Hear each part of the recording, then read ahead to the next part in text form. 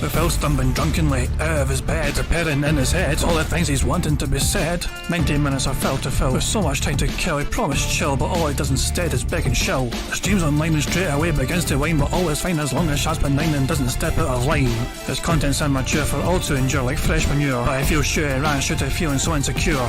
The money he earned on yesterday was withdrawn and long gone, as Phil's spending impulse is always set to stay on. If supports are also slow and stays so low and fails to grow, you never know, the show may turn into an easy bingo.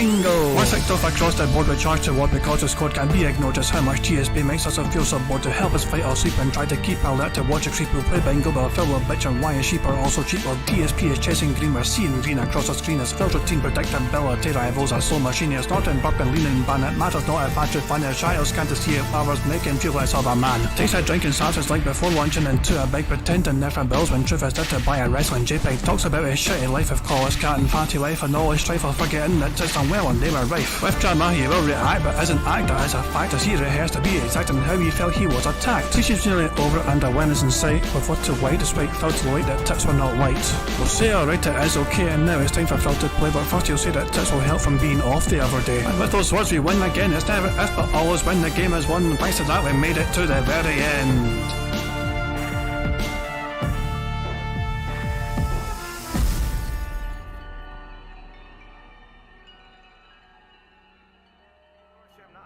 Entertainer, because I'm not a Muppet. I'm not here to play a character. I'm not here to pretend that I'm something that I'm not. I don't dye my hair. I don't act stupidly constantly to get attention from children. I don't do stupid pranks. Hey guys, King Jet here. Welcome to DSP Bingo for what is today, 11th of November 2022. I believe in America it is Veterans Day. 11th of November is Veterans Day, and also 11th of November over here in the UK. It's also a special occasion, Armistice Day. 11 AM every year on 11th of November, the nation comes to a standstill, taking a pay respect to those that have, fallen, serving their countries, so in the war. So, yeah, it's a day for kind of remembrance primarily, and okay, so of course as well, there'll be a big news today that something that can unite detractors and DSP fanboys alike, and even DSP himself. Kevin Conroy has passed away, the voice of Batman, the definitive voice of Batman, really. People think of Batman, they think of his voice essentially. It's one of those things which has really caught people completely unawares. And yeah, even DSP, paying his own respects on Twitter earlier on. The definitive voice of Batman for many of us growing up in the 90s, namely Kevin Conroy, has passed on. Luckily, he left behind a large body of work as the Bat, including multiple animated series as an Arkham trilogy of games to remembered by. So yeah, there we go. Phil, it's one of those things where we shouldn't DSP all the goddamn time, but it's a nice wee message. And you got to keep in mind as well. See, DSP, as toxic as he is, was as big a fan of Batman as a lot of other people out there. Detractors alike and all. What I mean? So it's one of those things where there's a lot of Batman fans out there today that will be hurting severely from this. But yeah, because Phil has mentioned it here, I thought I'd make the centre square Batman. Just to kind of to market it. The centre square for Bingo today is going to be Batman. Phil will undoubtedly mention it. So that's kind of my logic and reason behind that. But guys, I hope you're all doing well today. I hope you're all enjoying your Friday regardless of that bad news about Kevin Conroy.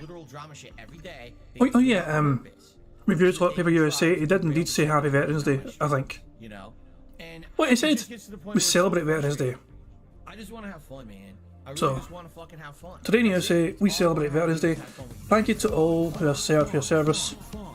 Serve for your service sounds a bit weird, but okay. And your sacrifice for our country.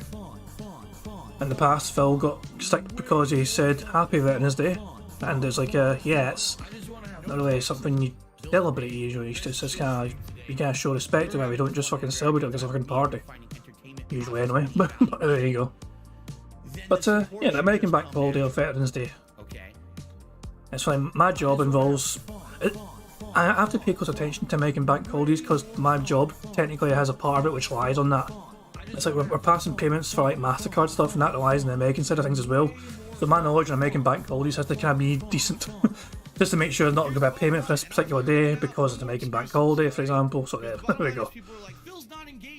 So yeah, Phil's online, the stream's live, we're just waiting for him to get basically get set up and all that nonsense.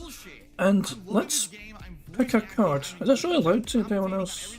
I was wondering why it's so fucking loud. I didn't realise it was that fucking loud. It's on volume 12 instead of 2. So I apologise to people who struggle to kind of hear me properly over the music. It was a bit louder than it was meant to be with me talking in the background.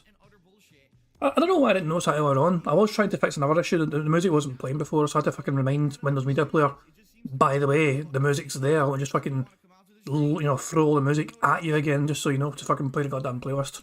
And it just fixed itself magically. It's like Windows Media Player kind of forgets the location of where I fucking saved the goddamn music or something piss shit. It's weird.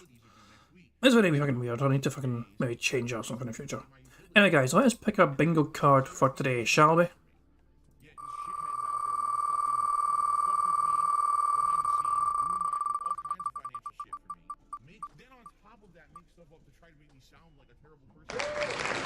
Hate to say is the criteria we're going to use for a bingo card for today. Good stuff indeed. Let's generate the bingo cards, I guess. I've not even got them all going yet. But yeah, let's just generate them all. So even before I generate them, how about, so we've not seen any cards yet whatsoever. Dashy, pick a number. I don't usually, specifically ask someone to pick a number for me, but I'm asking Dashy to this time. Dashy, pick a number for us to pick a bingo card for today. I'm going to need to cut a number smaller than that. Ideally between 1 and 200. Any number at all between 1 and 200. Because they're probably about 200 odd. Really, Dashy, number 1. Oh, for goodness sake, Dashy. It's always one extreme or another. Dashy. It's like, oh, go to the very fucking end. No, let's go to the start instead. Okay. Hate to say it's a criteria. The first bingo card that has hate to say on it. This is it, the very first bingo card which has the words hate to say in it, which is our criteria for today's bingo card. Here we go guys, the bingo card is on the right hand side and looks like this. Hate to say, positive, likes, voted and gifted memberships. Then him doing an ear touch where he puts a finger in his ear or something. Him repeating the same point constantly. Him saying tired, Twitter and alright. Then him doing an arm flail, him doing hand graphs, him saying Batman, him saying business and excited. And the fourth row is all him saying dude, bills, update, wrong, and react. Bills might be a tough one, he's actually tried to avoid saying bills lately. The final line is him having his voice crack. Absolutely. Him burping, him saying fuck, and him saying good news. So, there you fucking go guys. That is a bingo card for today, so fucking hooray for that. Thank you Dashy for helping me pick that. And yeah, I'm just going to get the stream properly set up. I'm going to turn the music up. You guys, get to enjoy the Meerkat music going on in the background, and I'll silence myself, and we're just waiting for Phil to go live, essentially. It could go live any fucking time now. What's he saying in his chat? He's basically just talking about Batman, Kevin Conroy. It's funny, Kevin Conroy. For a lot of people, Kevin Conroy is Batman, so hopefully nobody takes offence. I just called him Batman, even though his real name is Kevin Conroy. He says that we can all agree now that Warner Bros. Animated Arkham Batman have passed away. Every version moving forward will be something new. He owned that character. That's Phil's thoughts on it. There's probably quite a lot of detractors that might agree with you, to be honest. You know what I mean? It's one of those things. And he's going off in his story, in his own chat about the story of Kevin Conroy. He was gay and had to hide it because imagine trying to be the deep ass voice of Batman in the 90s when people weren't open to that in the industry. That's an interesting take. I'm not sure how accurate a take that is. There may be something to it, I don't know, I'm not educated enough on it, but Phil's stance on it is that the guy had to basically hide being gay because, in the Batman 90s there was apparently for straight people only. I don't understand Phil's second take. Maybe he's just trying his best to be looking, look all inclusive or something, I don't know. But, okay, I'm going to set a bingo up, I'll mute myself and turn the music up, and we'll be starting the stream hopefully quite soon, starting the game quite soon. And as you guys know by now, 100 likes on Phil's stream, if we get bubbles, equals a free space for us. Him snorting 25 times equals a free space as well. Yeah, the last time I done bingo, he snorted 23 times, I came damn close to a free space there. But yeah, just to point out for sure that the 100 likes is not for this stream anymore. Originally it was for the stream, but I felt a bit weird that the only thing, every single other facet of playing this bingo game relies on Phil doing or saying something, and it felt kind of strange that there was only one little thing that was determined by something that wasn't to do with Phil at all. So I just decided, you know what, the 100 likes is actually for Phil's side of things, because sometimes he blows bubbles, sometimes he doesn't. It's not a guarantee to happen in the podcast. So yeah, I think it's better off just having it be, like, you know, dictated by Phil's own stream, whether we get the free space or not for the 100 likes. But yeah, guys, I will catch up with you soon. Enjoy the Meerkat music, as everyone else does. Yeah, Meerkat does great tunes, as we all know, so enjoy the music. When you can't go and do something with your family on your day off, you're one day off for the week when you're working full-time 6 days a week. That's funny, right? No, it's not fucking funny. Now shut up. Grocery shopping, tips. Meal with my wife, tips. Coming up, my day off on Tuesday, tips. Nintendo Online, tips. Bills and stuff, tips. Tips are the liquidity of my business. Grocery shopping, tips. Meal with my wife, tips. Coming up, my day off on Tuesday, tips. Nintendo Online, tips. Bills and stuff, tips. Tips are the liquidity of my business. Huh? Huh? Huh?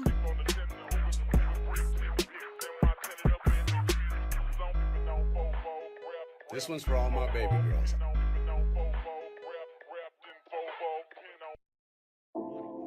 Right now, for the next week, I'm literally strapped for cash. The only money I'll have is tips coming in on the streams. And that, by the way, I have to raise money to pay 2 big bills next week. All my utilities are due next week. So now in the next few days, I have to raise money to pay my utilities. And then, you know, see what I mean? Like, this is how it is for me. Yet these shitheads out there want to fucking fuck with me behind the scenes, ruin all kinds of financial shit for me. Then on top of that, make stuff up to try to make me sound like a terrible person on the internet. To make money, I have to pay Ben bills. You know, I have to pay Ben bills. I have to pay Ben bills. I have to pay my taxes, pay my back taxes. I have to pay my mortgage, pay my internet bill. I have to pay Ben bills. I have to pay Ben bills, bitch. Pay Ben taxes. I have to pay Ben bills, bitch. Day to day, tips to tips, to pay bills and things. Eventually things will get better, but kind of stuck right now with how things are. That's why I'm trying to make money. I have to pay Ben bills. You know, I have to pay Ben bills. I have to pay Ben bills. I have to pay Ben taxes. Bills. I have to pay Ben bills. I have to. If you want to sit here and you want to pretend like you're holier than thou, I'm better than those content creators, man. Because I have a job where I work 9 to 5 and I bust my ass at my job and I earn a paycheck, man. And then I come home. See, I'm not on the internet begging for money all day, man. See, I'm better than them, man.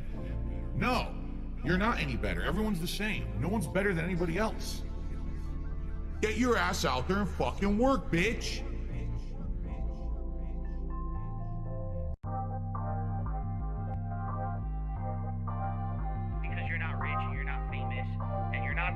That you had an opportunity to be, but you blew it all. And I said, well, oh well. I'm proud of that. I guess I'm proud to be a loser. This one's for all my baby girls. I'll be the guy on level 1. I streamed myself masturbating. I'll be the guy. Fuck life. I'll be the for the thousands of children. I'll be the guy on level 1. You're still on mission 1. I'll be the guy on level 1. Level 1. Married happily, paycheck to paycheck happily, meaningful relationship, meaningful life with a family. And that, by the way, I have to raise money to pay 2 big bills next week. All my utilities are due next week. Tomorrow, if I stop streaming, I would not be able to get a job. So it would be the end of my life. But outside of that, everything else is good in my life. You know what I mean? So I'll be the guy on level 1. I streamed myself masturbating. I'll be the guy fuck life. I'll be the for the thousands of children. I'll be the guy on level 1. You're still on mission 1. I'll be the guy. I'll be the thousands of children. When your life is all positive instead of negative, it's a much better situation. Big ups to your cat, and I can tell you that from personal experience. Look at my life now. I have a beautiful wife. I have a beautiful life with a family, right? Everything here is so much better than what I had before. Why? Because I'm a positive person.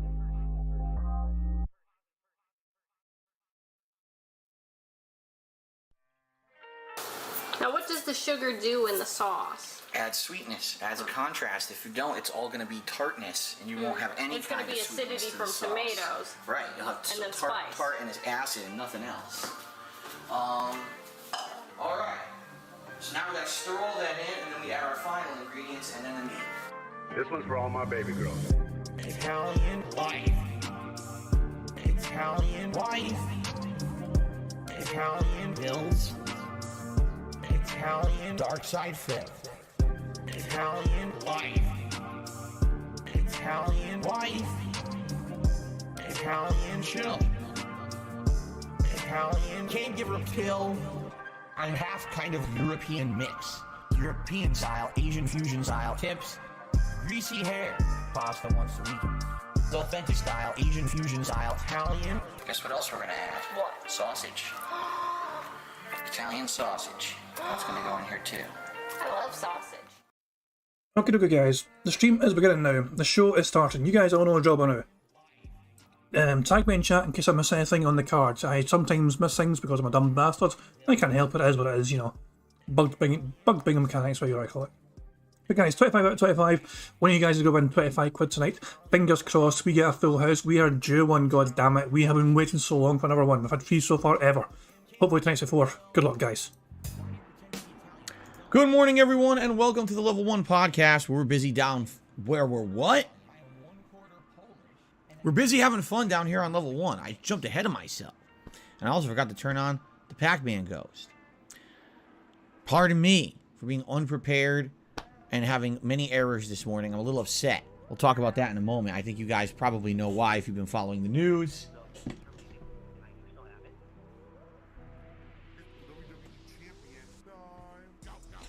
I'm back after my day off yesterday, and this is going to be a very, very exciting streaming week for all of us. Man, what a week we've got. Although, admittedly, this week is a shorter streaming week for me. Normally, I'd be here streaming 6 days, and I'd be through Wednesday, and then Thursday would be my day off. This coming week, I'm only streaming 5 days, and then my day off is this coming Wednesday. The week after, I'll be streaming 6 days, and my day off will be Wednesday again. It kind of works out, because that way my day off aligns with the day before Thanksgiving, because I can't have Thanksgiving off because I already have stuff planned for that day. We'll talk about all that in a moment, okay? But anyway, what a crazy streaming week we have ahead. Today is Friday, the 11th of November, 2022. Hope that you guys are in good health, in good spirits, excited for this coming streaming week here on DSP Gaming, because it's going to be a crazy busy one, juggling ridiculous amounts of new release games now, all of which are crazy good high-profile games that I'm really enjoying. I know that you guys have been enjoying them as well. The playthroughs have been great, and I can't wait to continue on with them, okay? However, before we get to all of that, let's just do this now. Rest in peace to the great Kevin Conroy, the voice actor of Batman, starting off in the Batman animated series in the early 1990s. It's a television show that I used to watch every single day in the afternoons when I got home from school. And it really taught me that cartoons could actually be for multiple audiences. Because up until the time before I watched Batman the Animated Series, I always thought cartoons were just for kids. And it was like, oh, there's a one-off episode, there's a plot, but by the end of that episode, the whole plot resets. And then the next episode is something completely new, so it doesn't matter if you miss an episode or not. Batman the Animated Series was the first cartoon where it was actually a continuous ongoing plot line with chronology and everything. And if you missed several episodes, you may actually miss out on something super important to the plot that's going on in the show. And it treated you like an adult. It treated you like the show was serious. And Kevin Conroy, for many of us growing up in the 1990s, became the voice of Batman throughout the Batman animated series, crossovers with Superman and his animated series, then moving on to the Justice League and the Justice League Unlimited animated series, and then through various animated shorts and or full-length feature films of the 2000s, and then heading into the more modern era of the last decade, where he voiced Batman in games such as the Injustice series and, of course, the Batman Arkham trilogy. Kevin Conroy has a huge amount of Batman voice work under his belt. And for many, he is Batman. For me, he is Batman. Like, when I think Batman, I think the Kevin Conroy voice. In fact, he just voiced Batman in Multiverses, his last major work, really. And that's crazy to me, that one person has owned that character so much, not only in my mind, but in the minds of so many, because there were so many other Batmen. You had the Adam West Batman from the campy 1960-70 show. You had the Michael Keaton Batman from the original 2 Batman Tim Burton movies. Then you had, Val Kilmer, George Clooney. The list goes on and on of all the people who played Batman over the years. And even to this day, I still think Kevin Conroy. Like, when I see Batman, that's the first voice I hear in my head. And, from all reports, this man was an amazing human as well as a voice actor. Everyone who knew him said that he was a great guy. Amazing stories from the industry over the years from this guy doing really nice things. And then come to find out, in the 1990s, when he was voice acting Batman, he had to hide the fact that he was gay. Because, let's be honest here, in the 1990s, it certainly wasn't openly well accepted at that time to be gay in any kind of an industry, especially entertainment. And imagine you being the deep voice of Batman for children, and then saying that you were gay, and people will be like, what? Right? In fact, I'm not even kidding you. This morning, I'm in my stream chat, and I said, did you know, he was gay and he had to hide it in the 90s, basically to get work, and people were like, he was gay? No way. I'm like, yeah, because for some reason people have this really weird association in their head that because you somehow your sexual orientation determines all these factors about you, right? How your voice sounds, how you act, right? Are you effeminate or not? Are you big and bulky, or you know what I mean? It's so stupid. It's just this dumb association, in some ways prejudice that we have in our minds that makes absolutely no sense. This man was an amazing man for what he did in life, for what he did on the screen. He's always going to be remembered. Fuck cancer, right? And sucks that we're never going to hear him again in a new work. But my God, did he leave behind an amazing body of work for us to enjoy forever. So, rest in peace to Kevin Conroy. He's my Batman. I'm sure he's many of your Batman as well. He's the guy who I'm always going to think of when it comes to the character moving forward. And I actually proposed this to my stream chat this morning. I said,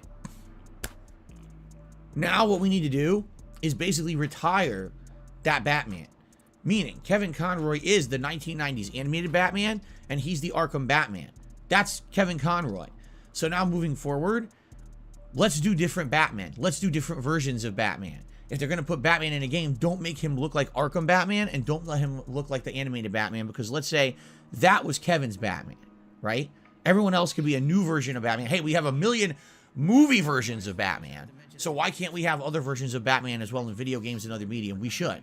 Let's say rest in peace to Kevin, and let him own that. You know how when they retire a number in sports or whatever? Let's retire that Batman with Kevin, because that was his and he owned it.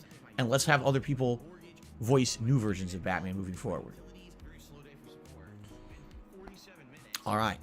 So, sad, right? And that's what I mean. Like, I'm sad this morning, but at the same time, I'm happy because this is going to be a really great week for us here on streams. Today's my day back from break. I'm going to talk about my break. We got a lot of interesting stuff coming up in November that I now have to kind of talk a little bit about and start reminding you guys of, because it's coming up, namely the Thanksgiving Day Ask the King episode, as well as the day after the Black Friday Ad Apocalypse Marathon of Reacting event, because those are events that I need your feedback to make better, and if I don't get enough feedback in the next 2 weeks, they're not going to be so good. So I'm going to talk about that in a moment as we go through the schedule, all right? So let's go ahead and let's go through the schedule for the week. It's a very exciting week. right? Then we'll do the Phil's Day Off segment. Then I've got multiple news stories to talk about. Oh my God, do we need to talk about Twitter? Because this is something that is going to directly affect DSP Gaming and this business. You know, Twitter is a way that I directly communicate with you guys on a daily basis, and it's not looking good. It's looking like this business is actually going to go out of business, which is really stupid. Someone bought it for a record amount of dollars, and now it's going to go out of business. Yeah, that's how business works. Anyway, we're going to talk about that in a little bit. Let's do the schedule first, shall we? So, today, the 11th of November, Friday, what are we doing? We're continuing on with the absolutely awesome God of War Ragnarok. Now, allow me to give you my initial thoughts on the game. Holy shit, it's good. It's really, really fucking good. Seriously. So far, graphics improved from the first game and a higher frame rate. Story, outstanding. First 5 hours, I'm hooked, I'm invested, I'm blown away. I want to keep going and find out what's going to happen. Combat, improved from the first game because you immediately have 2 weapons that you can switch between. We're already getting new abilities and things that have been unlocked that are different from the first game. Excellent. Open world traversal. We're in the first open world exploration area, having a ton of fun, solving puzzles, doing optional combat, finding items and upgrades. Amazing, right? This is the first time in a very, very long time. All right. I'm playing a new release. I've played a whole day, 5+ hours of gameplay. I don't have, so far, a single criticism. Wow. I know. Because you guys know me as Mr. Whiny, Mr. Nitpicky, Mr. Always has something to say. I'm sorry, guys, but I need to slow-mo that. We need to look at that one more time in slow motion, goddammit. That face jiggle, the clownish face jiggling. So. I know. Because you guys know me as Mr. Whiny. Hold on. A single criticism. Wait for it. It doesn't know what to fucking say, so it just does this instead.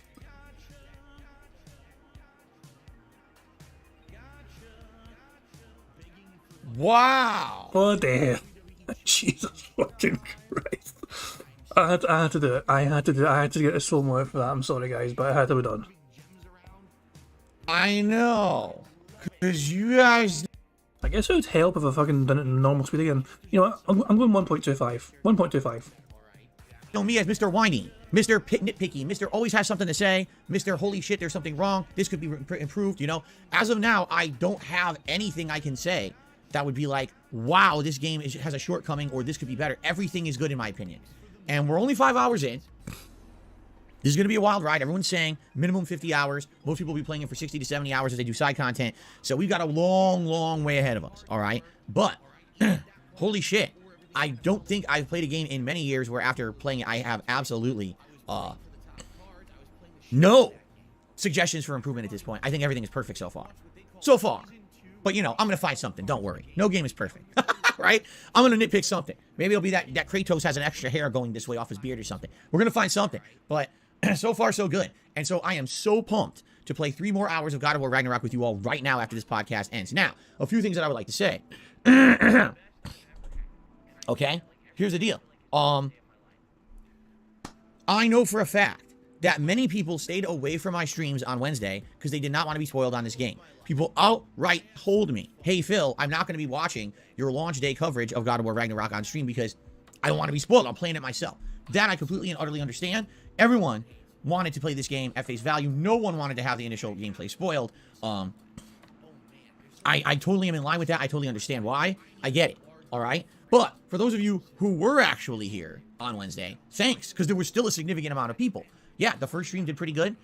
Views-wise, I think at one point we had over 500 people, which is pretty good for my streams. And even the late stream, we had almost up to 400 at one point. So that's not bad for, you know, a launch day of a game that most people said they're going to skip because they're afraid of being spoiled. You know what I'm saying? That's awesome. I'm happy that we had that. Support was outstanding. Positivity was outstanding. Engagement was great. You know, no complaints. And I want to say thank you to those who watched the initial 5 videos of the playthrough on demand after the fact. And those of you who liked the videos or left comments, that engagement will help this channel. All right, I absolutely need help with that engagement because we had a lot of engagement earlier this year, and then it all died over the summer when I was doing downtime projects, and there's not much you can do about that. But now that I'm playing the new games, liking videos and leaving comments are absolutely going to help this channel again. All right. In fact, There's only one real, and it's not really a negative, it's a little bit more of a disappointment when it came to Wednesday. And that is, I didn't get any new subscribers at all. 0. That sucks. Because whenever you're playing a high-profile, brand new game, you would hope that that game would bring new people to your channel. But let's be honest here. Why would it? When everyone played the fucking game early, as we already talked about. Jesus fucking Christ, the greed. The never-ending greed. It's not enough that he got hundreds of dollars in tips. It's not enough that he had like, several hundred viewers. It's not enough that he had several £100, sorry, dollars. And Super Chat's pounds. It's a fucking British coming to me, sorry. But it's not enough. The Super Chat's done great, the tips done great, the viewers done great, you know, the comments and likes done great. Didn't get new members though. So he finds a reason to bitch and whine somehow in some capacity. He still finds a fucking reason to fucking try and squeeze more out of these fucking dentheads. Right? People had this game for 2 weeks early because they all begged for it from fucking Sony. They all got it. Then they all had their playthroughs up and their streams up a day early. So if anyone wanted to see this stuff right away, they went to them, right? So initially what that leaves is my dedicated fan base and viewer base who wanted to see me play it, but no newcomers. So it's not shocking. And I hate to say it, this is the difference in the industry now, is that when you have everyone who's a content creator basically begging for early release codes, getting them, and then basically getting advanced access to everything early, what you get is a select group of elites. You don't get the same equal footing for everyone anymore. And what happens is they will always prosper because they're in it for this, while the rest of us who are normal people are like, well, I guess it is what it is. And I'm sorry, I'm not going to become one of them. I refuse. I don't think I'm any better than any of my viewers out there. We all play the game at the same time. We all enjoy it at the same time. I totally understand why many of you couldn't be here on Wednesday. Didn't want to spoil. Makes sense to me. What are you going to do? This time of year, when all the new releases were coming out, this was the time of year when DSP Gaming used to skyrocket. I used to get day one views for every big new release. I used to get ridiculous amounts of new subscribers. None of that. None of that. You know? So all I can say is, for those of you who did watch, thank you so much. You guys were a great audience. You supported. That's all I care about. As I told you guys, I have absolutely no aspirations whatsoever to become some giant streamer or whatever. I'm happy with the viewer base I have. You know? Seriously. Thanks. Thanks so much. It is what it is. I'm counting that as hand grabs. I was on the fence whether to count it as hand grabs or not, but yeah, to me that's hand grabs. Because he done his fucking arm going in an upward trajectory when he's talking about back in the day. Back in the day I used to get sky high views and the fucking arm shot up in the fucking sky like he was doing the goddamn fucking Nazi sorts. That is the first bingo of the goddamn game. If it doesn't bother Phil anymore that it doesn't get the kind of views and subscription increases whatever from playing a brand new game, why would he fucking bother mentioning it then? The fact that he's bringing it up when nobody else was actually bringing it up means that to me it is still getting to him a little bit, but compared to back in the day, he's not that fucking relevant anymore. In fact, let's do a small wee detour. Let's go to his fucking channel and actually see how well these fucking, you know, views got him. So, part 1, 3.6k views. For Phil Burnell, that's pretty fucking solid. That's a pretty solid start. Part 1, 3.6k views. Every single God of War video has over 1k views to it. That is a decent fucking return for Phil Burnell. Compared to like Sonic, brand new Sonic game, 2.6k views in part 1. Even part 3 has over 1k. These new releases are getting full extra views, but they're not getting him the fucking days of what, you know, the kind of views that he used to have back in the fucking day. He really wants to fucking be the guy who has like 10k views after fucking day 1. Actually, he misses those days greatly. Why do you think he fucking brings it up? Even though nobody fucking mentions it, he brings up at the fucking blue and says, I don't want to be that fucking guy anymore, and yet he can't stop harping on about it. For fuck's sake, Phil, move the fuck on. We've all accepted you're not going to get those fucking views. You might as well fucking do it as well. Just stop bringing it up as though it's something you can try and squeeze at your fans. You know, everyone's like, oh, Phil's going to get a big spike. I told you, I didn't think so. I didn't think I was going to get any kind of a giant spike in attention or viewership this time of year. Just because you told every one of us you're going to get far more fucking attention. You actually told everyone else that because of the fucking brand new releases, you're going to get far more attention to the fucking channel. And with it, you're hoping for fucking brand new, you know, spikes and memberships now, you know, increasing gifted memberships maybe, which because you thought it was going to be fucking hundreds of new fucking people showing up for the brand new fucking streams. You got a couple of extra fucking new eyes in it, but no, it's not really fucking thousands of people you thought it was going to be. Very reasons. You know, the industry has changed dramatically from when I used to be popular back in the day and everyone got the games day one. It's very different now, you know. So all that being said, it doesn't really matter to me, but it is what it is because some people were expecting growth. There was zero growth.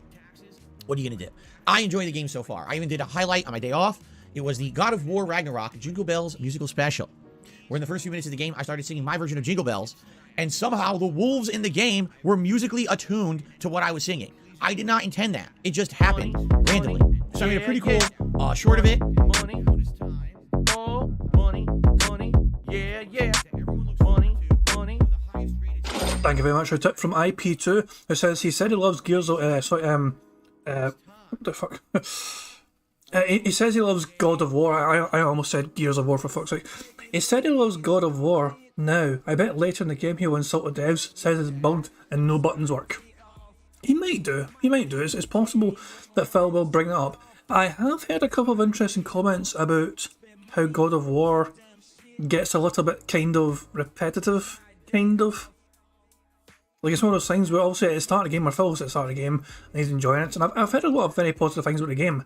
But I've also heard it gets a little bit kind of, the grind gets a bit repetitive, kind of, as you go on. Which is a wee bit of a nitpicky flaw, I understand, but it's still a flaw nevertheless. But that's what I've heard, though I've not played the game for myself, so I'm just going by hearsay here, so I can't say for sure if that's what it's like. Bank leaks, I want to make sure bank leaks is where, so bank leaks is trying his best to get 100 likes for the stream. It's no longer relevant to this stream. I've made it so 100 likes is for Phil's stream. If Phil blows bubbles and we get 100 likes on Phil's stream, that means we get a free space. Because every single other facet of our bingo game is based on what Phil Burnell says and does. So I decided to make the 100 likes be also about Phil Burnell and what happens on his stream. Plus, he's more likely to get 100 likes than I am, so it means there's a better chance of getting a free space. Just saying. But there you go. But yeah, thank you very much for your tip, IP2. And yeah, I think Phil will now way go on a bit of a rant towards the developers whenever he's having problems with the game. Singing. I did not intend that. It just happened randomly. So I made a pretty cool short of it. You know, got about 1,000 views. It's my core audience. Like I told you guys, shorts do not actually appeal to the mainstream like people think they do. They don't. All right? The only way a short will appeal to the mainstream is exactly the same way that a short or a video appeals to the mainstream. Has to check off every box. Has to be drama. Has to have a clickbait title. Has to have all the bullshit that everyone does on YouTube for videos. That's how shorts get noticed on YouTube as well. That's not really a fucking true point, no, Phil Burnell. It's just the fact that your shorts are shite. There's no fucking two ways about it. Your content's shite, your shorts are shite, there's nothing really fucking worth, praising about it. Let's check it. I don't know, I've not actually seen this short. Let's check it out together, guys, shall we? And evaluate it together. Maybe we can fucking determine whether Phil should have had far more fucking views or some pish. Dashing through the snow on a two-wolf open sleigh, o'er the fields we go, murdering all the way. Chopping off Norse gods' balls, shoving them up their ass. Hey, Atreus, I know you're a teen, but don't give your dad no sass. Oh, dashing. No, I didn't know. Yeah, that was like, I don't fucking care. I watched that and it's like, yes, kind of cringe. But to be honest, I felt that was far longer than it should have fucking been. You should have fucking just cut it off after the barks. After the barks finished, they should have ended right fucking there. The rest of it was unnecessary, in my opinion. Yes, the wolves barking were fucking decent timing. Yes, it was decent timing, but it's not. It's like, it's one of those things where it's like, wow, check it, guys, let's make this fucking video go viral. The dogs barked coincidentally at the same fucking time in God of War. Wow, no, it's like big fucking deal, bitch. Calm the fuck down. It's just whatever the fuck. Like, why the fuck should this fucking video go viral? Let's compare. So let's scroll. Sonic. Oh wait, is this all DSP videos? If I scroll down, every single time I scroll down, it's going to be a DSP video. What the fuck? Ladies and gentlemen, I'm talking with my... Hey everyone, Phil here with an... What's up, Jesus fucking Christ, this guy. No wonder his fucking shorts don't go viral anymore. God damn. No wonder they don't go fucking viral anymore, Jesus Christ. They're all fucking garbage. And you guys know I'm not going to do that. That's not me. I'm not going to sit here and be like, oh, Kratos is nude. And you click on it and it's him singing Jingle Bells. I'm not going to do that. This is these idiots with their drama videos. Oh, the worst person on earth. And you click on it and it's just some annoying person complaining on Twitter. Oh, wow, that was really a very valid title for your fucking YouTube short that got 5 million views today, right? So anyway, I'm going to do stuff like I told you I was going to do. I'm going to continue to do shorts that are pertinent to the gameplay I'm doing each day. Today we got God of War Ragnarok. Will we find another moment to be a YouTube short? I don't know. Think about it. If you find one that you think is a good YouTube short, let me know live on stream. Or if you're watching the video on demand, please leave a comment with the timestamp. Say, hey, this could be a really good short. I would appreciate that because I'm playing all day. It's hard for me to remember every moment. That could be something notable for a short. And I am going to be trying to do some. It's not going to be every day. I'll tell you that right now. Even though I might like to do one every day, I don't see myself being able to do one every day. But I definitely think for the most part, maybe every day or every few days, we could get one out to at least highlight the channel. Not that I think that's going to ever make this channel catch on with a mainstream audience. I just don't believe that, you know. I like the fact that Phil's fucking accepted the real unit. The fact of the matter is, Phil Bornell plays video games for 7 goddamn hours a day or something. Round about 7 hours a day. It's more like fucking 6 or something. You can take into account breaks or whatever. And menu fucking spam and whatever. Fact of the matter is, though, he plays games all goddamn day, and he accepts the fucking fact that his fucking content barely has anything worth making a short out of. There was some days when he's playing all goddamn fucking day, and there's not one fucking thing worth, not even 10 seconds worth clipping to make a short. Not even 10 seconds of that several hours of fucking gameplay is worth fucking encoding in his goddamn channel. He's like, nah, every day, we're not going to get anything worth putting on shorts every single fucking day. I accept that. Most of my shit is just shit. The mainstream audience won't like it or care. It's too skeptical, so. But anyway, there you have it. The launch day of God of War Ragnarok was great. I can't wait for more today on this main stream. 3 hours of gameplay, okay? Later tonight, it is Friday Night Firefights, which is our new weekly session of Call of Duty Modern Warfare 2 multiplayer on the late stream, 6:45 p.m. Pacific Standard Time, okay? Last time around when we played Modern Warfare 2, we decided to forget that whole M16 nonsense, throw that away and start working on the Kostov weapon tree, which we did, and we made good progress. We unlocked not only the base Kostov, but the next weapon up. I'll be using that tonight. If I keep going with that, apparently I will actually unlock this one. I think it's called like the 74U or something like that. Everyone says that's like insanely good in the game right now. So that's what I'm working towards tonight. More fun, a multiplayer madness in Call of Duty, and I hope you'll join me for that. It's been a great time so far, and I'm hoping to play a couple of times this week at least, all right? Now, tomorrow, we begin our alternation. Tomorrow, Saturday, will be Sonic Frontiers continuing. And let me tell you, I'm intrigued after playing that first stream the other day. I like the game, although definitely the game has some room for improvement. The graphics with the pop-in aren't that good. Some of the choppiness of the frame rate, a little bit of the wonkiness of controls. For the most part, though, it's functional, it's fun, and it's incredibly different from what you would expect from a Sonic game. So I'm very much looking forward to more of that tomorrow on the main stream. Tomorrow night will be Gotham Knights. And you know what? It's going to kind of be bittersweet at this point because we lost Kevin Conroy. And it's kind of like, damn, the plot of Gotham Knights is that Batman passed away, and now it's everyone else trying to take up the mantle to defend Gotham. And we just lost the voice actor of Batman. Like, damn. Now it just makes the plot even more pertinent than ever, right? So it's the first late night stream of Gotham Knights, and that's where it's going to stay for the rest of the playthrough.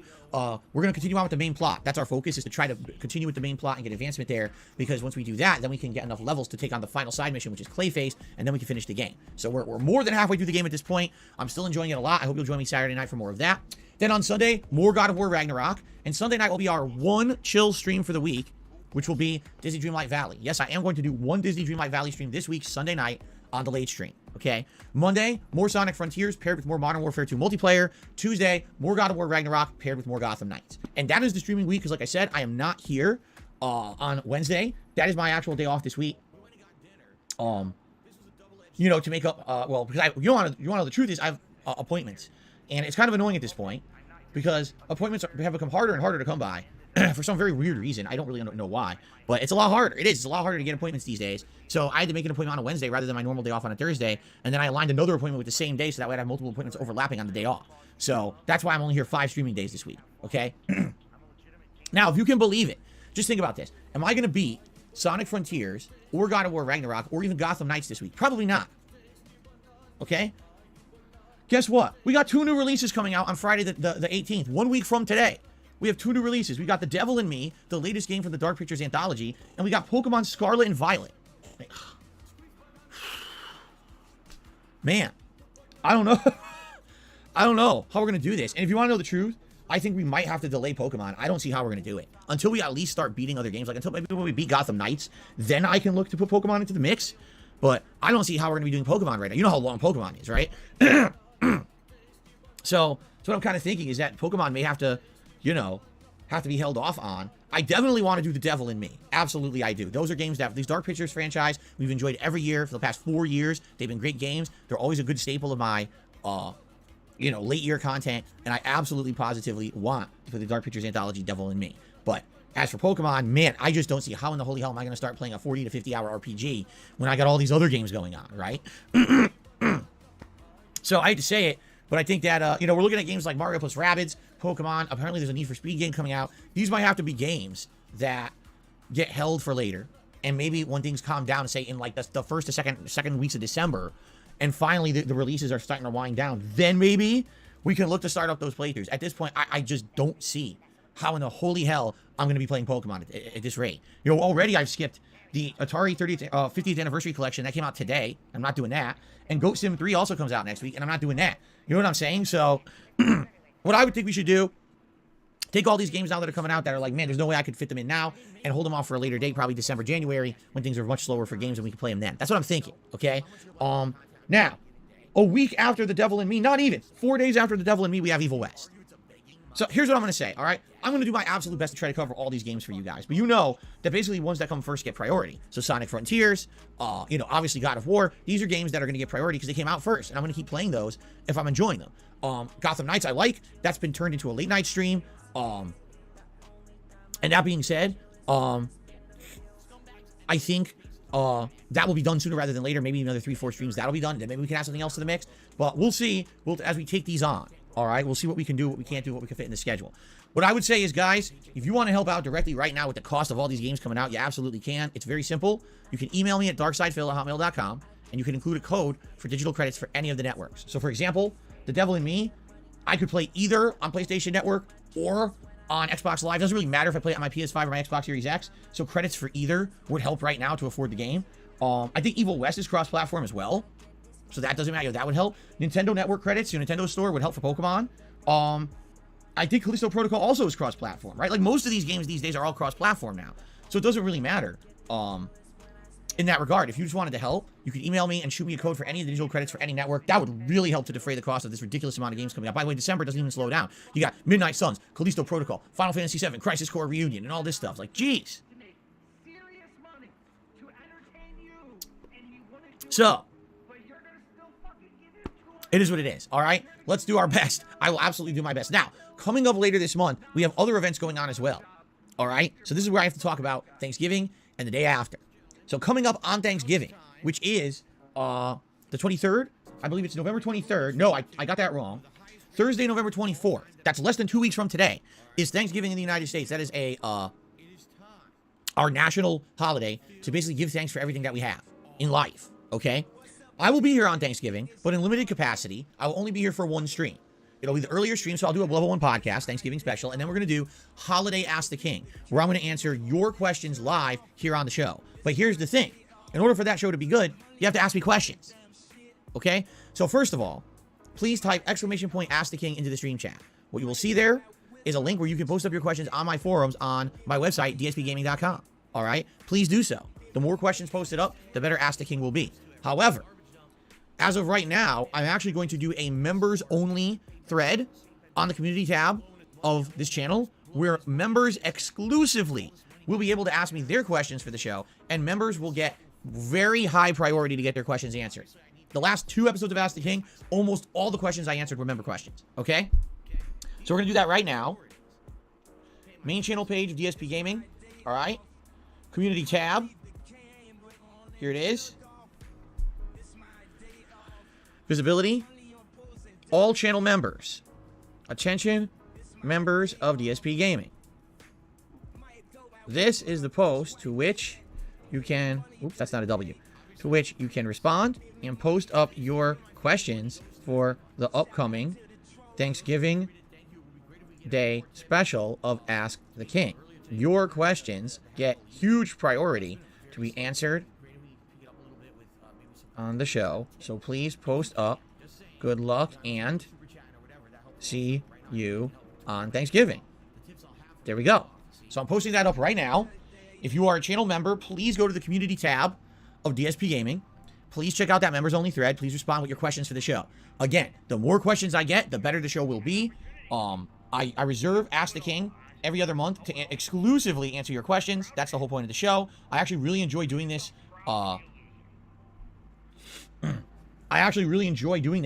as a holiday event. It gives me something special to do other than gameplay on Thanksgiving, okay?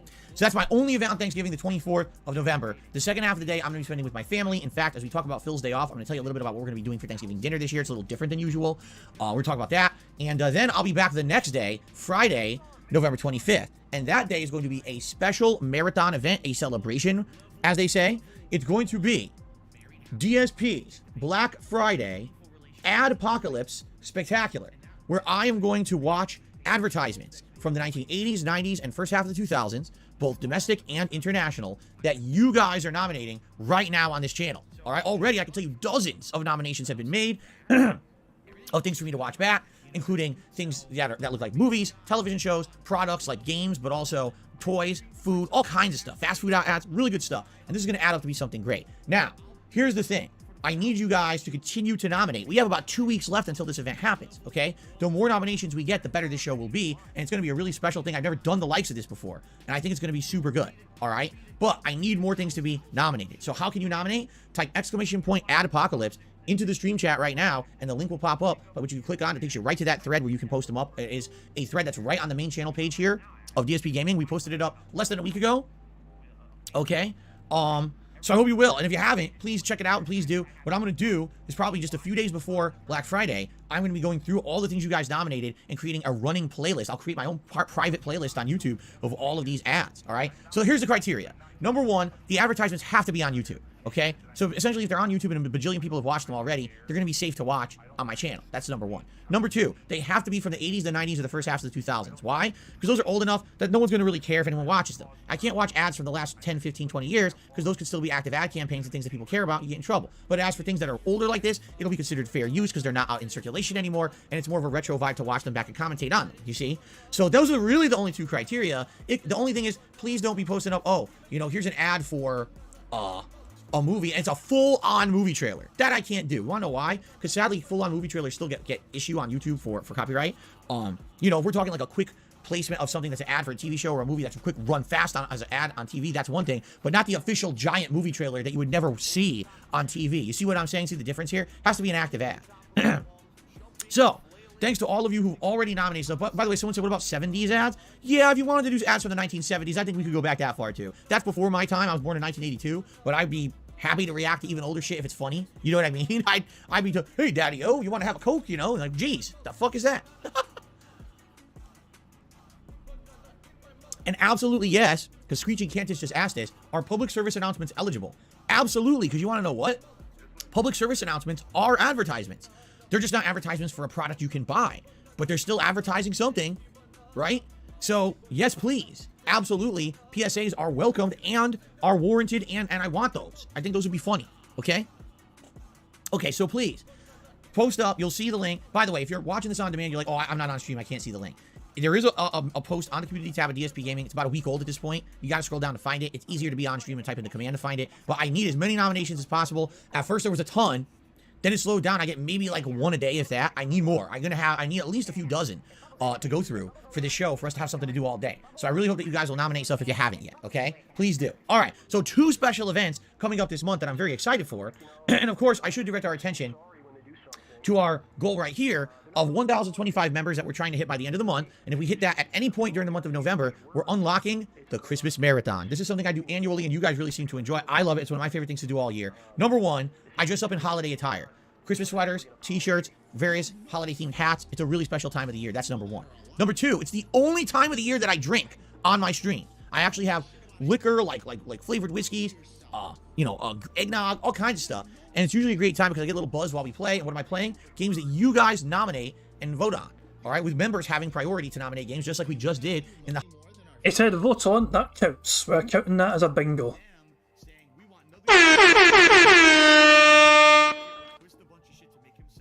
There we go. I think it's a pretty strong card so far, I'm not going to lie. I'm a bit worried about Bills, not going to lie. Phil does not want to mention Bills anymore these days. It's bizarre. He's terrified of mentioning Bills in case he gets called out for fucking begging. Even though he had a big beg segment there for credits. In Phil's mind, he thinks begging for credits for games is different from begging for tips for, buying games. Genuinely, honestly. He thinks it's a completely different thing to beg for fucking console credits. So that's in Phil's mind, that's what it is. Yeah, yeah. Money, money. Oh, money, money. Yeah, yeah. Money, money. Thank you very much to DSP's Wobbly Arms for a £1 tip. He says, do you think he leans in when he snorts as an insult or power trip type thing? He's seen it discussed on Reddit. Well, DSP's Wobbly Arms. I think it's one of those things where, okay, yeah, I think he knows he's been obnoxious, and he's fully aware he's doing it, and he knows he could mute himself if he wanted to, but he just doesn't want to. He has that much disdain for his audience that he does not mind putting them through that fucking torture of just listening to his fucking bodily functions go off in the goddamn background. It's not even the fucking background, it's fucking right then and there, but you get what I'm saying though. Anytime I need to fucking cough or whatever, or sneeze, I mute myself. The mute button's within reach for me. It's also within reach of Phil. Phil can reach the mute button if he fucking wanted to. He chooses not to. He makes a purposeful choice not to mute himself anytime he fucking has his fucking bodily functions go off. Right down the goddamn microphone. But yeah, it is what it is. But yeah, I think he does it intentionally, for whatever fucking reason. I think he just does it because of the arsehole. Money, money. Yeah, yeah. Money, money. Oh, money, money. Yeah, yeah. Money, money. Thank you very much to Kyle Denson for super chat. He says, did alcohol last year make him slip and say a racial slur? Stay off the alcohol, Phil. Yeah, Phil has in the past said things on the influence of alcohol that he has regretted. Most infamously, I would say he had that rant about he was playing, I think he was playing DayZ. I was like, oh, you know, you want to make drama stuff, you go on YouTube and all that kind of thing. He was wearing his silly little Christmas hat at the time, and he used a couple of homophobic slurs, you know, ranting about YouTube compared to Twitch. That was an interesting one. So yeah, of course, that you can blame depression, you can blame the alcohol, but you can't blame Phil Burnell. Phil Burnell is not to blame for those homophobic slurs whatsoever. It was the alcohol that made him say those things. Of course it was. I would never say those things usually. It was the alcohol told him to say it. Fucking idiot. But yeah, he is more likely, I think, in my opinion, to get a bit mopey and depressed if he drinks too much on streams. I think he's very aware of this though, because he's made sure to highlight the fact he's not going to drink too much on stream. At least not openly. Because I think he knows if he overdoes it, he will regret it and say things or do things that might come back to haunt him. And have some of these fucking old traits that he apparently has outgrown, but not really. Halloween marathon event. You remember how much you guys liked that event, right? So it's the same deal, only it's Christmas themed. It's a great way to end the year in a festive mood. I hope that you guys will consider either becoming a member, or since we are in the holiday season, perhaps you would consider gifting memberships to your fellow viewers. Who I'm absolutely. There we fucking go. We're having our bingo because you talk about gifted memberships there, which is another bingo there for the top bro. Fan-dabby-dozy indeed. This is completely a begging segment, but yes, he's got to update people on the goals he's got coming up. But this counts as fucking begging hard. Absolutely sure would be very, very happy to accept a gifted membership at this point. 'Tis the season, as they say, right? Okay? Fair enough. Ladies and gentlemen, it is time for us to get to the segment that I like to call Phil's Day Off. And by the way, I am aware this thing's dying. I recently replaced the batteries, yet some of these don't play fully. It like dies. Incidentally, I got a new one. All right? But I don't have batteries for it because it takes watch batteries, and I don't think I have enough. This takes 2. Yeah. I need watch batteries because once I get watch batteries, I have a new sound maker that was actually part of the care packages from the Dutch Brothers last week. Let me see if I can, well, where did I put it? Hold on a second. I'm trying to remember where I put it. And away he goes. There it is. Fucking off to find some stupid ass soundbox. These Dutch brothers, man, Jesus Christ. Look at the size of this one. It's much bigger. It has, jeez. Look at the size. Look at the size of the. I'm sorry. My mind is a bit too dirty, I think. Look at the size of this one. My mind just went places. Oh my god. But yeah, were you guys impressed with the size of that one? Let's see if we can catch it. There it is. Hold on. Hold on. Look at the size of this one. Look at the size of that one. Oh my god, so how many buttons is 4 at the top and 5 down? So it's 20. 20 buttons altogether for Phil to enjoy and use. Hooray for that. 20 fucking buttons for him to play. One goes boing, one goes cha-ching. Cha-ching. There's one that says cha-ching, look at the top there. Anytime a fucking tip comes in, press a cha-ching button. That fucking button was so fucking broke by the end of fucking 2 weeks or something, man. Jesus Christ. Oh my fucking... The cha-ching button is gonna get worn into the fucking... That's the first button to die.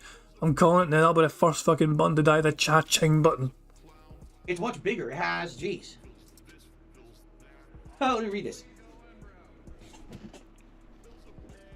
It's got... Just listen to this. A pogo stick, a soap opera drama, charge, whistle, uh-oh, car crash, burp, too bad so sad, applause, bomb, cash register, whoopsie, bang, laughing out loud, glass breaking, fax machine, music, siren, drum roll, or yuck. It could be good. I don't know. The thing is, it takes multiple watch batteries that I don't have. It wants like 3 or more. This thing... Yeah, this thing only has 2, so I don't have enough. I have to buy watch batteries somewhere. I forgot, because I would have done it yesterday, but I completely forgot about this. Yeah, I need to get 3 watch batteries to get this thing to work and see what it sounds like. Sounds like it'd be pretty cool for our purposes. You know, I've been using this thing for how freaking long, so now we have a slightly bigger one, right? But and some people are like, what happened to Steam Deck? I can't use it. I told you, or excuse me, Stream Deck. I can't use it. Stream Deck needs you to have a modern version of Windows, which I'm not using. I'm not upgrading this PC. It's too old to be upgrading Windows and shit on it. And likely it would probably need more resources. My computer's already max resources. Hold on a fucking second. I thought he needs like Windows 10, at least.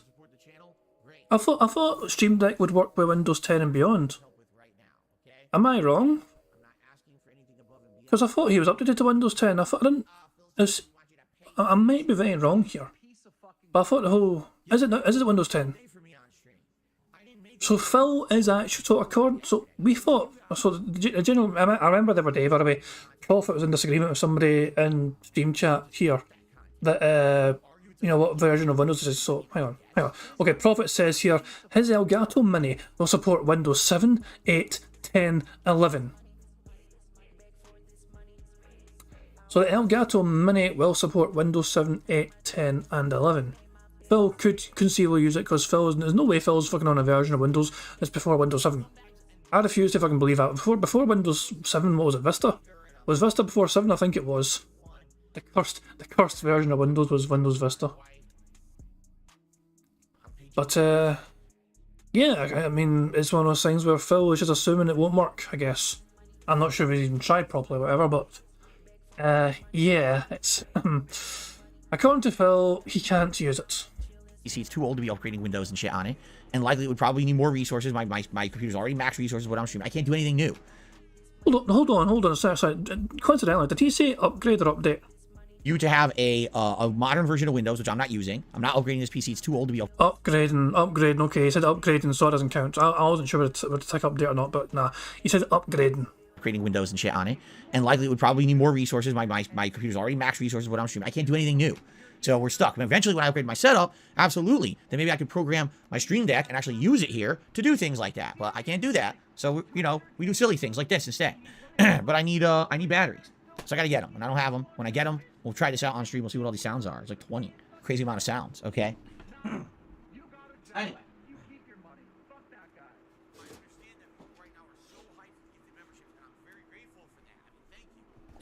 Alright, so, Phil's day off. What happened yesterday? Well, let's be honest, alright? Everyone was playing God of War yesterday. Like, literally everyone was playing God of War yesterday. Just not me. Because God of War is my business. You know, it's part of my business. The major playthrough I'm doing right now that everyone wants to see. Obviously, I can't play it on my day off, right? So I did everything but play God of War. You know, even my wife was playing God of War yesterday. Yes. So, basically, I was out and about running errands, like grocery shopping, getting pet supplies, the usual, you know, out and about doing things I needed to do outside of the house, while my wife was playing God of War at home, okay? Now, so, most of the day when I was home, you know, we hung out and we did stuff together, but, admittedly, she was, like, craving this game. This was her game she was most anticipated all year. This is one she wanted to play the most. And, you know, finally playing it, she loves it, just like me, and she's way ahead of me now. And she's not spoiled. By the way, don't worry. I have not been spoiled whatsoever on the game. I promise you that. I have no idea what's coming up in the game. You know, she didn't tell me anything about it. I didn't hear any of it. You know, we were very careful to isolate, so she was going to play it, and I was in the house. Oh, I got stuff to do upstairs, you know? So I go upstairs, I'm doing stuff, and whatever. So no, I've not been spoiled whatsoever on it. No worries there. Everything that I do in the game will be first-time reactions and legit just like always, okay? But I know everyone was playing God of War. My day yesterday was basically focused on figuring out what we were going to do for Thanksgiving. And when I say Thanksgiving, I mean Thanksgiving dinner, all right? Allow me to explain. So every year we have a Thanksgiving dinner together, and usually it's dependent on many different factors. Number one, Kat's work, because, you know, every year it's a little different with the jobs that she's had over the many several years that she's lived here. You know, working retail, you never know if you're going to be open or closed on Thanksgiving. I know that sounds stupid, but some retail stores are actually fucking open on Thanksgiving, and you have to work, as dumb as that is. Not this year, luckily. Okay. And so basically we're trying to figure out what are we going to do, what are we planning for dinner. Now, some years, my parents actually buy us some food and send us some food for Thanksgiving that then we prepare for the meal. Some years they don't. It depends on the year.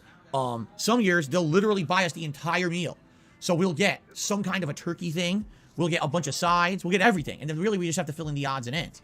Some years, not so much. It all depends, because I think what it is, my mom loves to order stuff off QVC. She's always been one of those people. She grew up with the Home Shopping Network in QVC, and she loves it. And she sees a special on or something good, she orders it, right? So this year, we talked to them a couple weeks ago, and we were like, we're just curious, you know, what are you doing this year? Because we need to plan our Thanksgiving dinner. And they said, well, this year we saw a bunch of sides in the summer, that there was some kind of like a, I don't know if it was like Christmas in July or whatever special that they do, but basically in the summer they started selling food for the holidays, and they had ordered us a 4-pack of holiday themed like Thanksgiving sides that were going to be delivered, and they were currently looking for turkey, but for the last couple of weeks they've been looking and said no. For some reason they couldn't find any turkey of anything being offered. The only turkey that they did see, smoked. We don't like. God damn. No, I'm sorry. This rubs me the wrong way. I know it makes it sound like his fucking mother just spends all her fucking day on QVC and just impulsively buys things, whatever she sees on there, and sends some things randomly to Phil.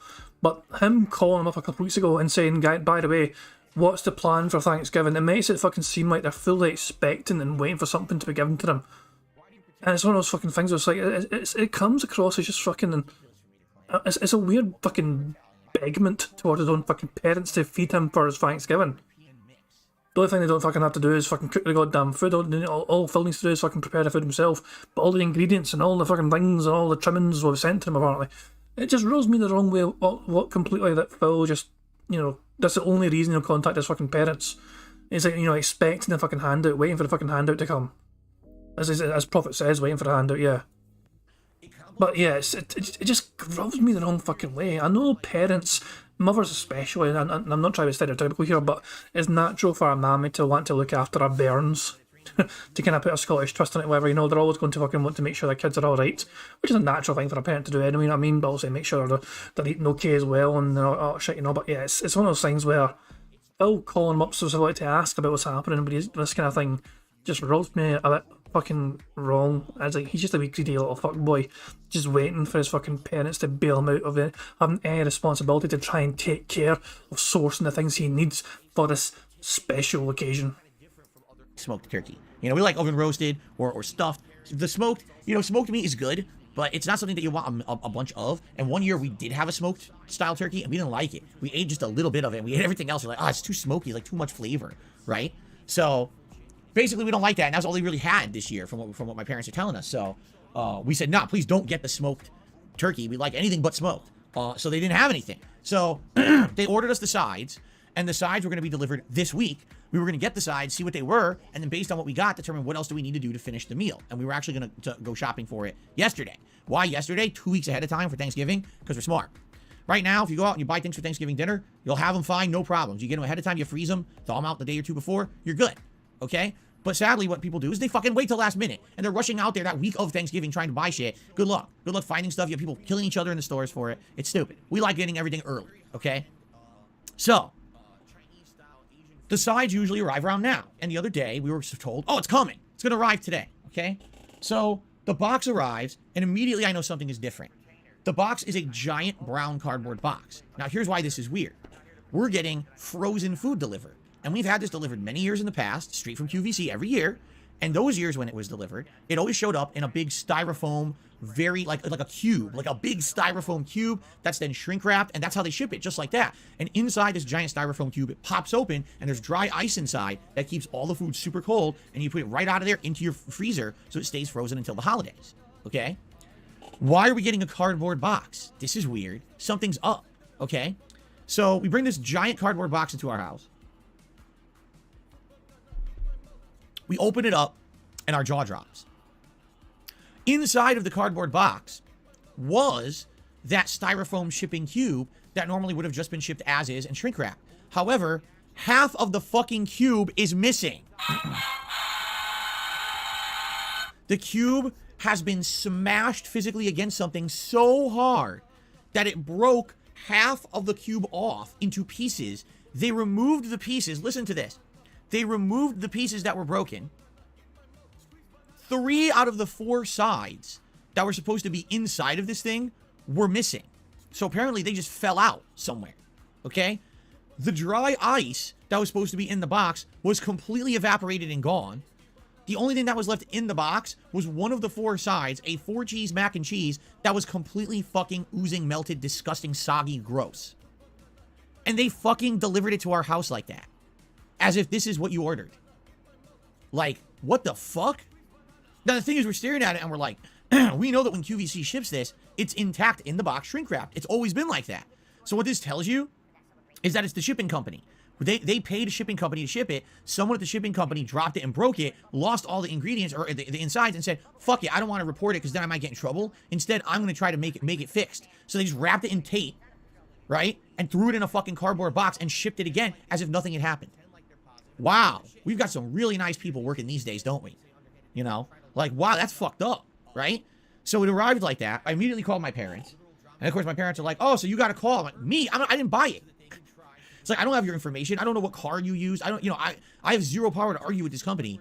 You're the— Jesus fucking Christ. Maybe this is your mummy and daddy's way of fucking telling you to fucking grow the fuck up and sort out yourself in future. You lazy little piece of shit. Grow the fuck up, you 40-year-old fucking child. Sort it yourself in future. This is your goddamn Thanksgiving dinner. They have nothing to do with enjoying the goddamn dinner with you. They just fucking have to send you the goddamn food so you can stuff your fucking wee piggy face with it while they fucking sit back home in Connecticut fucking blissful and thankful of the fact that you're not fucking there to ruin it for them. Jesus Christ, Phil. Grow the fuck up and just source it for yourself in future. Such an embarrassment to fucking humanity. The one who paid for it, not me. I mean, all I can do is I can send you pictures if you want to see evidence that it's screwed up. But you got a call. So basically they called, they yelled at them, they said this is bullshit, and QVC rightfully said, well, here's the good news is that even though this product is sold out. Whoa, before we even continue that, Phil said good news. Thank fuck for that. That's a double bingo right there.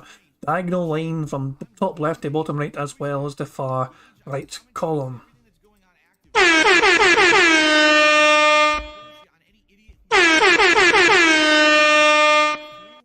We are 5 away from a full house, guys. Remember, 25 snorts is a free space, and 100 likes on Phil stream. Bubbles equals free space. We leave aside a certain amount as a quota just in case something goes wrong. So we do have a replacement for you, and we're going to ship it, and it should be here like just in the nick of time for Thanksgiving. So we're like, geez, I hope so. Now, in the meantime, since now we didn't have the information on what the sides were going to be, but luckily we had the item number. We were able to go to the QVC website and find out what we're supposed to be getting. So we're supposed to be getting this mac and cheese that obviously was in the box, spoiled and destroyed. We're also supposed to be getting like a cornbread dressing, so it's kind of like stuffing but maybe cornbread. We've had this before. It's really, really good. It's supposed to be a sweet potato casserole. Don't know if that'll be any good. I like sweet potatoes. My wife loves them, so hopefully that would be good.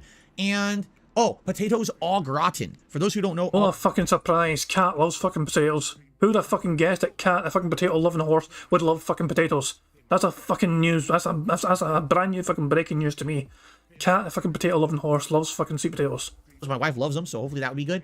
And oh, potatoes au gratin. For those who don't know, au gratin are potatoes that are sliced into like thin slices, and then they're put into some kind of either cheese or cream sauce, and you bake these in the oven and you serve them. And they're really good. Like, I've only had the instant potatoes au gratin, and I think those are decent. I can imagine what fresh, like frozen potatoes au gratin will be like. Probably really good. Okay. So So all this is sounding great. Those are 4 awesome sides that we're probably going to really enjoy. They're supposed to show up in time for Thanksgiving. We hope, you know, like there's no guarantee. If they don't show up, what can we do, right? Now, knowing that that's what we're going to get, we now started planning, so well, what do we want to do for the rest of Thanksgiving dinner? Well, obviously we need turkey of some sort. So I was tasked with yesterday when I went to the grocery store to see what kind of turkeys they had and try to figure out what it is that we would want to do. In addition, of course, you want cranberry sauce. You want gravy. Okay, but before we even continue this, let's break down what Thanksgiving's going to be for Phil Burnell. It's a household with 2 adults. Barely functioning adults, I know, but it's only got 2 people in that goddamn house that needs to eat. Therefore, in my opinion, shouldn't he just fucking buy a turkey crown rather than a full-ass turkey? Wouldn't it make sense just to buy a turkey crown instead? To me, that makes far more fucking logical sense. It means there's far less waste involved, unless Phil is planning to just fucking... Money, yeah. Money. Oh, money, yeah. Money. Thank you very much to Joseph for a super chat. It says, Snort. Guys, me and my son Jesper have been having hard times. Tip me. Kit is crying downstairs. This is all that Scottish troll's fault. I did nothing wrong. The last thing they need is food. I don't know why I put a strange accent onto that, you know, Joseph, but it is what it is. Because I started off reading Gez, and I thought, okay, I'll just roll with it, I guess. But thank you very much, Joseph, for the super chat. I appreciate it. Hope you're doing well, buddy. But yeah, Jesus Christ, I don't know. I cannot explain that accent. All I know is that I started that way, and so I finished that way. Fuck me, Jesus Christ. But yeah, I can only imagine if Phil buys a fucking turkey, a big full-ass turkey, it's going to be something he's actually going to be eating over the course of several fucking days. Otherwise, just get a turkey crown since there's only 2 years there in the fucking house. Prophet apparently has the right idea to say. Prophet says, fuck that, just buy a bucket of original recipe from KFC. That's my kind of fucking Thanksgiving. I'm thankful for this big bucket of chicken. Dear Jeebus, thank you for this big bucket of KFC and extra gravy. Thank the Lord. Amen. Right? Odds and ends, and of course, pumpkin pie. Everyone needs a pumpkin pie for Thanksgiving, all right? A lot of people don't like it. Actually, I'm going to be honest with you. Shh, don't tell anyone this. I told you guys this, okay? You got to keep this a secret, all right? You ready? I don't really like pumpkin pie that much. I really like apple or cherry, something like that. I don't really like pumpkin pie that much. But my wife really likes pumpkin pie, so I get a pumpkin pie this time of year because she really likes it. But it's really for her, not for me, because I really don't like pumpkin pie that much. It's okay, but it's not great. You know what I'm saying? But anyway, pumpkin pie is so good, so I got a pumpkin pie for us for Thanksgiving. Anyway, so anyway, I went to the grocery store yesterday, and I'm like, so how do I fill in the odds and ends? So first of all, I got 2 cans of jellied cranberry sauce. Why 2 cans? Because cranberry sauce, that goes bad quick. You eat it, you have to basically finish it right away. So I got 2 cans. That way if we have leftovers, we can eat it a second time and not have to worry about, oh, the cranberry sauce went crazy bad the first time. Same thing, I got 2 jars of gravy, because you had that first jar of gravy, you have fresh with your first serving, and we have leftovers, you want to have more gravy, so I got 2 jars of gravy. I got a pumpkin pie. They had pumpkin pie there at the grocery store. I was like, I'm just going to get one, and we'll freeze it. So that's what we did. We froze it in our freezer, and we're just going to thaw it out a few days before, okay? But the turkey was the question, and with inflation and everything going on, I was just curious how much turkey would cost. We've never made a whole turkey together before. My parents used to always get a whole... Money, yeah. Money. Oh, money, yeah. Money. Thank you very much, Joseph, for the super chat. It says, I'm doing great, by the way, fam. You are a great person, King Jared. Thank you very much for that. The trolls community is very helpful to each other. The irony of what the slob united.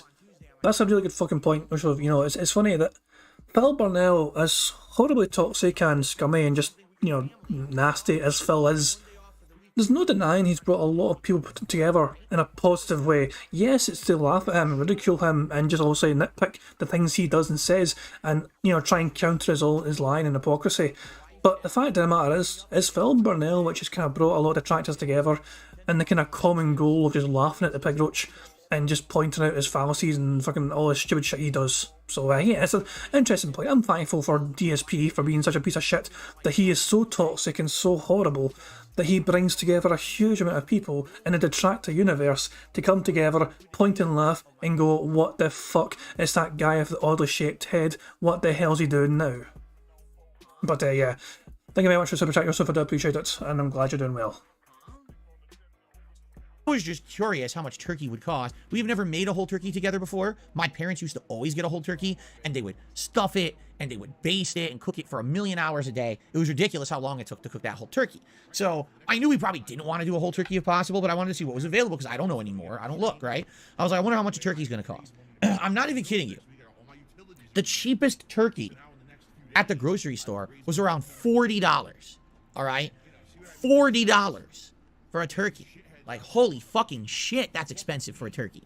And the thing is, I'm not going to use all of that turkey. Number one, it would be a major pain to cook the thing because it's going to take all day taking it out, testing the temperature, basting, putting it back in. I know, I've been there with my parents, I've seen them do it.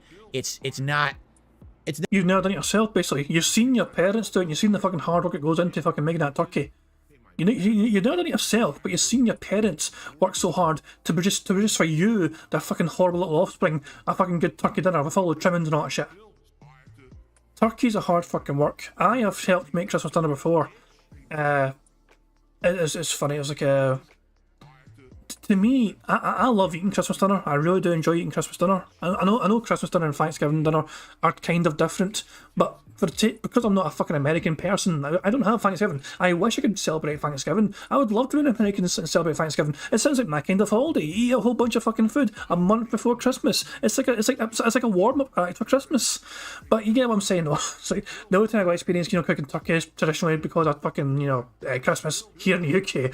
But yeah, turkey is a lot of hard work to cook. There's different ways to do it as well. But it's worth the effort, especially if you're having everyone together. You get all your loved ones around, whatever, just to enjoy the occasion, celebrate the day. But yeah, it's a lot of work and a lot of effort, and it does not surprise me whatsoever that Phil Bonnell's too fucking lazy. Mr. Authentic Italian, who's meant to be represent everything Italian. Italians are great at cooking apparently. Not this person, not Phil Bonnell. Mr. I'm an Italian doesn't want to bother his arse putting in the effort to cook Christmas, or in this case Thanksgiving, dinner. Money, yeah, yeah. Money, oh, money, yeah, yeah. Money. Thank you very much to Black Metro Super Chat, who says, reminder that his mom has sent him QVC Thanksgiving meal kits for his entire adult life. It's a very good fucking point, indeed. It's something his mother is known for doing regularly. Phil, as I'm saying, effort. Phil rarely puts fucking effort into cooking anything unless he can just fucking walk away from it and come back to it occasionally and stir it like his fucking stupid sauce. That's the only thing he'll put a lot of fucking hours into, and even then it's a fucking lazy sort of thing to cook because all it involves is occasionally stirring the goddamn thing, then fucking off again, sitting in his arse for a while, then going back occasionally and just stirring. He is a lazy bastard, man, when it comes to this. It's incredible. You think somebody so passionate about food like Phil is would put more fucking desire and effort into actually, making food and just getting to know food better. Mr. Authentic Italian is fucking, he doesn't want to fucking care, doesn't care about putting in the graft, putting in the time towards fucking making a good fucking meal. Now I need someone else to fucking date for him, the lazy little bastard. Money, yeah, yeah. Money, oh, money, yeah, yeah. Money. Thank you very much for your super chat. It says it's worth the effort to go through that chaos in cooking because you love your family and friends. Like how men work dirty jobs under houses for them. It's one of those things where it's one of those things where, I mean, it's also not just men these days, but anyone in general. It's a lot of people do jobs these days, and they might not be happy doing the fucking job. Maybe fucking trying circumstances to do the goddamn job, but at the same time, it's a means to an end. Most people work to make money. I'm happy enough working my job, but to be honest, it's one of those things where would I rather just be doing anything else, staying in bed, lying, sleeping in, or waking up early to work. Of course, most of us would be. Even if we enjoy our jobs, I think we'd rather be doing something that wasn't that. But when we work because of us, because it pays the bills, and also it pays for things as well, like special holiday, special family gatherings, and paying for like the Thanksgiving meal or the Christmas meal, or whatever. That is what it is. But yeah, exactly. You're right in what you're saying, though. It's absolutely worth the effort and the graft to kind of, leading up to the big day. And as I'm saying, like me and my fiance, we hosted Christmas dinner a couple of years ago. We had everyone around, and it was such an exhausting. It was one of those things where there's so much to try and take care of and stay on top of. And as good as it was, as enjoyable it was, and we're not sure what we're doing for Christmas this year. Half tempted just to fuck off somewhere. Very tempted just to go away somewhere and let someone else worry about doing all that. Who knows? But yeah, as much as fun as it is to kind of get everyone together, you know, it's exhausting trying to do, you know, taking care of all the cooking and then the cleaning up afterwards. I'd rather let someone else do that this year. Putting it back in. I know. I've been there with my parents. I've seen them do it. It's not a good deal. It's a pain in the ass to do it all day long. It really is. Okay. Previous years, we had turkey from my parents. We had this thing called turkey roulade, and what that was like a turkey breast with all kinds of stuff stuffed, like cranberries and almonds and other things, stuffing wrapped together. All right, and then what you would do is bake it and cut it into slices and eat it like that. And my God, that was really good. But apparently they didn't have that this year. We looked it up online. We're like, can we get our own? We went to Omaha Steaks. Turkey roulade at Omaha Steaks, $120. I think we'll skip the turkey roulade this year. You're out of their fucking minds. 120 fucking Money, yeah, yeah. Money, money. Oh, money, money. Yeah, yeah. Money, money. Thank you very much for your super chat. It says, I'm 35 now, so I really don't want a lot from me. With my fiancé, it actually was fun to be a husband and dad and to see them happy. I guess it's different, and that's where the message cuts off. But I get what you're saying, though. I get, you'll say, you know, when you're a kid, Christmas is fucking, you know, it's fucking brilliant, you know. It's like, oh, fuck, Santa got me everything I wanted. It's fucking mental. How did he know? As a kid, it's, you know, Christmas is fucking glorious. But you get to grow up, you get, you know, and you get to enjoy Christmas a whole fucking different way when you're older, you know. And it's like, it's whether you got kids of your own or even, like, you know, your nieces and nephews around as well to enjoy Christmas dinner with you and their family and all, you know. It's one of those things where obviously, if you know, it's all about family and that at the end of the day. And you got to remember yourself for yourself. Phil Burnell has isolated himself from his mum and dad and his best friends, moved across the country, and the only person he's got there as some sort of support there is Kat, who spent her day off camped in the house. She couldn't be arsed going with Phil on his day off to help with her groceries. She wanted to stay home and play Skyrim. She's got her priorities in order. Fuck helping Phil Burnell with the shopping. Fuck helping him out of all that crap. He knows what to do. He knows he can take care of it all by himself. She would rather his one day off. She's like, I'm not going to spend time with Phil. I'm going to play my game, because that's part of the fucking deal they've got. You know, Phil just lets her play a fucking game, and she has to eat as many potatoes as she fucking wants and all that jazz. Yeah, it's a very caring relationship there. That Thanksgiving table's going to be quite lonely for those two when it comes time to it. But it's just the way it is. Some people prefer that, to be honest. You know what I mean? So some people don't mind a quieter Thanksgiving. So as long as you're with the ones you care about the most, that's kind of the main thing. dollars.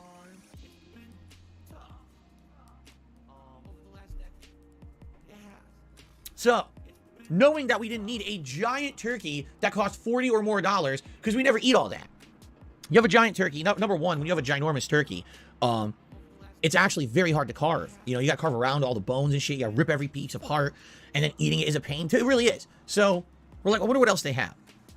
Well, we found out they actually have something where I didn't know because I haven't really looked in years. They have something that's just called like the turkey breast. And what that is it is a turkey, a whole turkey with the bones and everything intact. But basically what they've done, they took off all the ends. So the legs are off, the wings are off. All it basically is the central part of the turkey with some additional meat left on. And when you read the instructions for that, it says, oh, because it has all those other things off, it's way easier to cook. Like you can cook this thing within 2-3 hours tops rather than having to cook it all day long. You don't have to constantly baste it.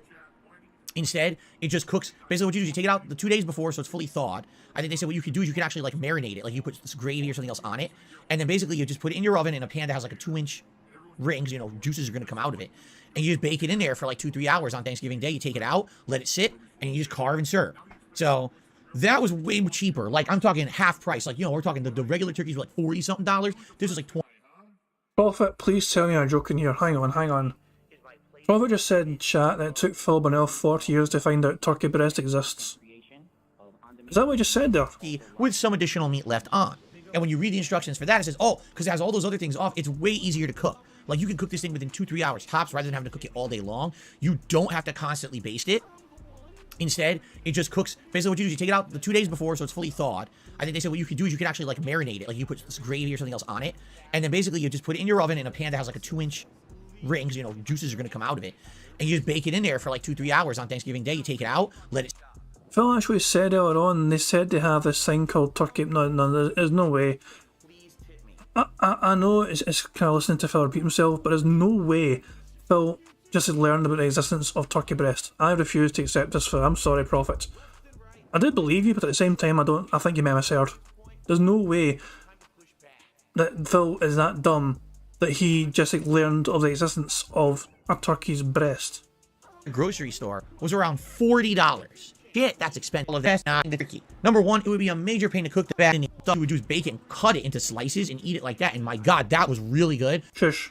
Turkey roulade at Omaha Steaks, $120. Yes, okay, we got to this point. Okay, so let's see if Phil Bonnell actually does.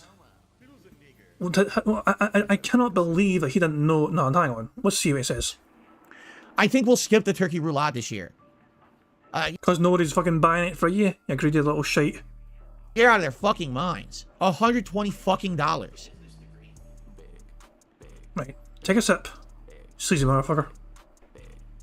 So, knowing that we didn't need a giant turkey that cost $40 or more, which is what I said, because we never eat all that. Exactly.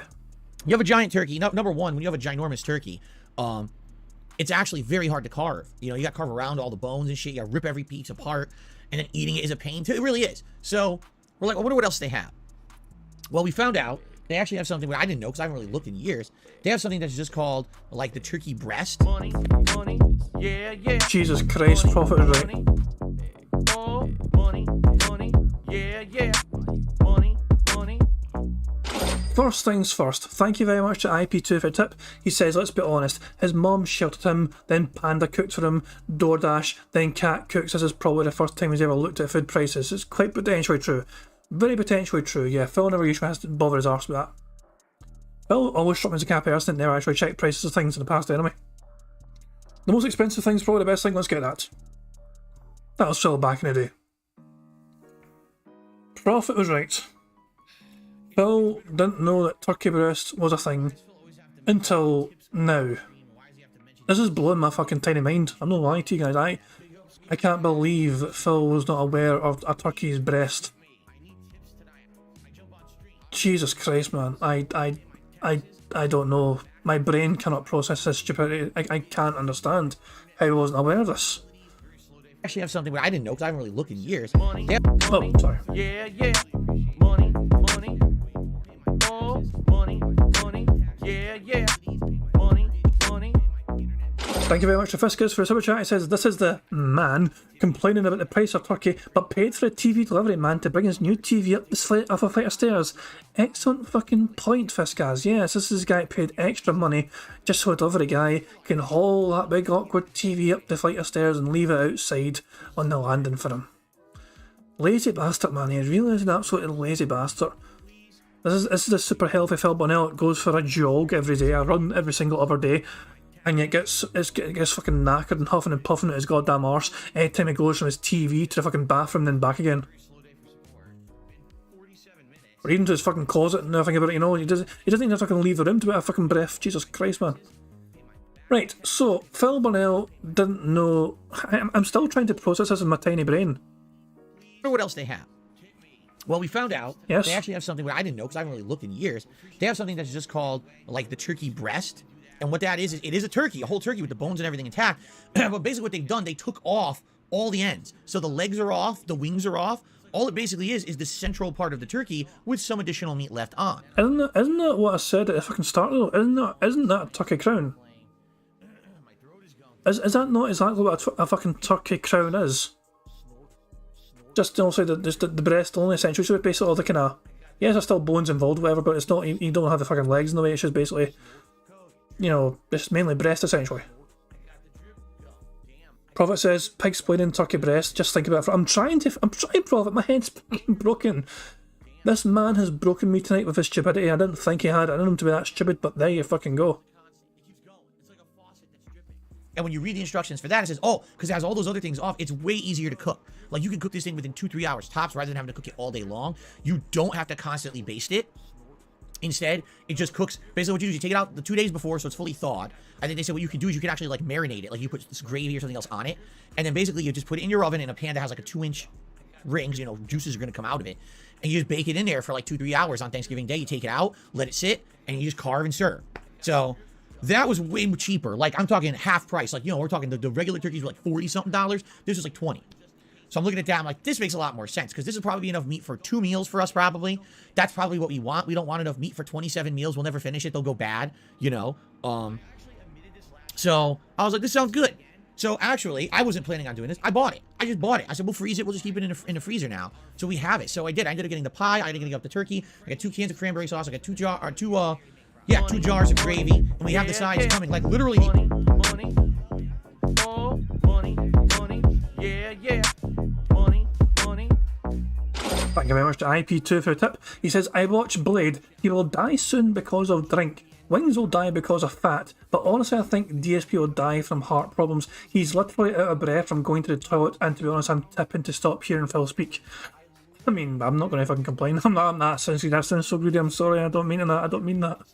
Like, the fact of the matter is, the bingo involves having to hear Phil say things, and I will try and stop and, you know, rant in between now and again, but yeah, at the same time, we need to listen to Phil so we can say tired.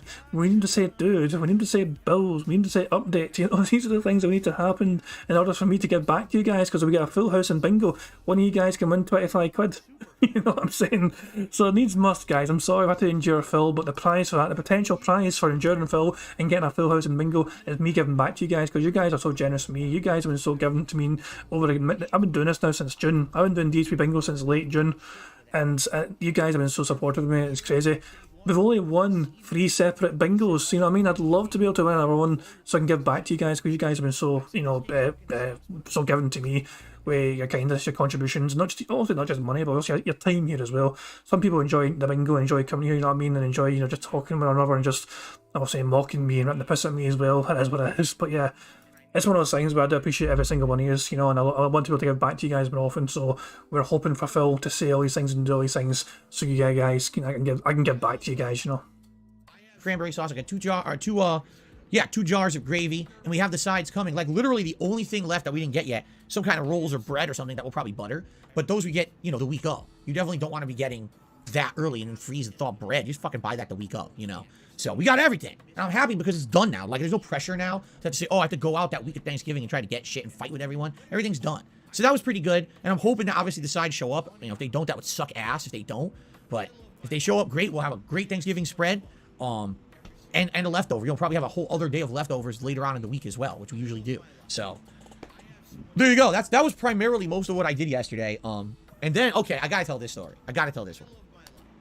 So after a day out of shopping and everything, you know, come home, and so my wife had been playing God of War all day. She's done. Okay, what are we gonna do together? Because obviously you're not gonna play more. I don't want to get spoiled. She's like, well, let's watch maybe 1 or 2 other people who play God of War's earlier hours. Let's see how they did compared to us. Okay. Oh no. Here's I'm calling it now.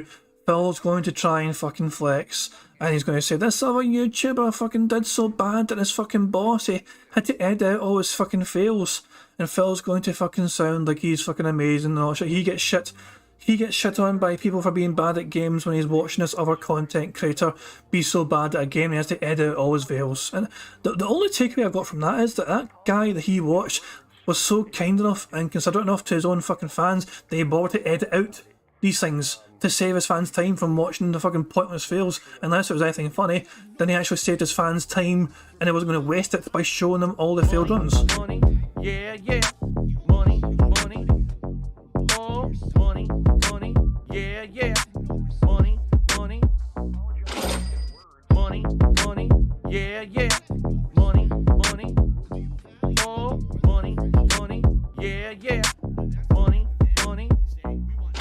First of all, thank you very much to Black Mage for Super Chat. It says, I lost a toe to a bone infection a couple of years ago, and I need to hobble with a cane. My asthmatic ass doesn't huff and puff like he does. He's dying. It's potentially true. Phil does have a lot of appointments these days, and there's definitely something up with Phil Burnell that requires him to have to see the doctors more often than not.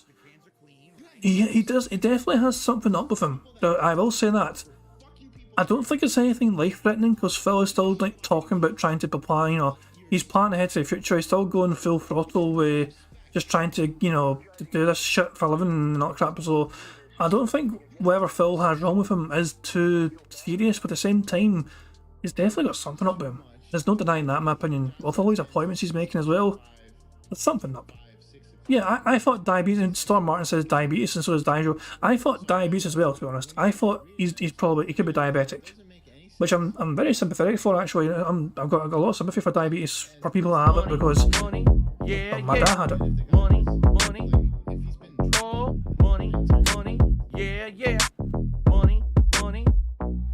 Right, before I read out that tip, I want to get to the super chat first. Thank you very much for Yusuf for sending a super chat. He says, I donate because contributions are mandatory. No, they're not. Contributions on here, it's certainly not mandatory. It's definitely not. I'm not going to fucking harass you guys, actually, but thank you very much for the kindness. I do appreciate it, Yusuf. And thank you very much to IP2 for a tip. He says, didn't realise it's been so long you've been doing this. Buy yourself a pint from me. Thank you very much. I mean, I might be able to get one tomorrow. Tomorrow, I plan to, during the day, go out and, if I can, go home and see my mammy. I want to try and have lunch with my mother, you know, so I live through here with my fiance now. I live away from home. Well, I say it's kind of strange. I grew up, obviously, you know, with my mum and dad, you know, but I lived through there a lot of my years, and then I fell in love and moved away, essentially. So it's one of those things where it's like, I'm still getting used to trying to call where I'm now home, but, you know, where you grew up is always going to be home, though, isn't it, you know? So I'm planning to go home, you know, tomorrow, if I can, and, you know, have lunch with my mum, and maybe my sister as well, if she's willing to join us as well, you know, catch up with them, you know, so I might be able to have a wee pint, you know, as well, to go with my wee meal with them. So thank you very much, IP2, for the tip. And I'll be thinking of you and your kindness when I'm having that pint with my mum and my sister when I'm having lunch tomorrow. Cheers for that. I shit you not. I wish I was lying. I wish I was exaggerating. We went and we started watching videos from a popular YouTuber, much bigger than me. All right, much larger than me in scale and scope. Someone who likely makes a living just on ad revenue on YouTube. That's how many views they're getting on their videos, okay? They're getting views on their videos like I used to get 10 years ago, all right? That's how popular they still are, all right, compared to me as a Let's Player, all right? Primarily, most of their content is Let's Plays and stuff. They don't really do that much other content, all right? And they play all the high-profile new releases, and yes, they get every high-profile new game early. Earlier this year, they got other games early that we watched, like Elden Ring and shit like that. Yeah, they got God of War early. So they're playing it a day earlier than... Money, yeah, yeah. Money, money. Oh, money, money. Yeah, yeah. Money, money.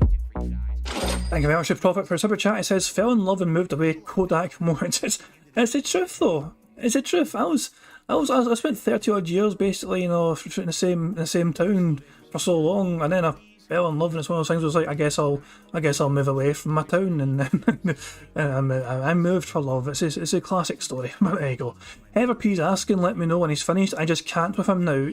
You want to let you know when he's finished the whole podcast? I mean, I can do, but there's still probably quite a lot to go. I don't know. Or do you mean this story? Do you mean this kind of story Phil's trying to say about him fucking bragging about how this other YouTuber is apparently worse than him at playing a game?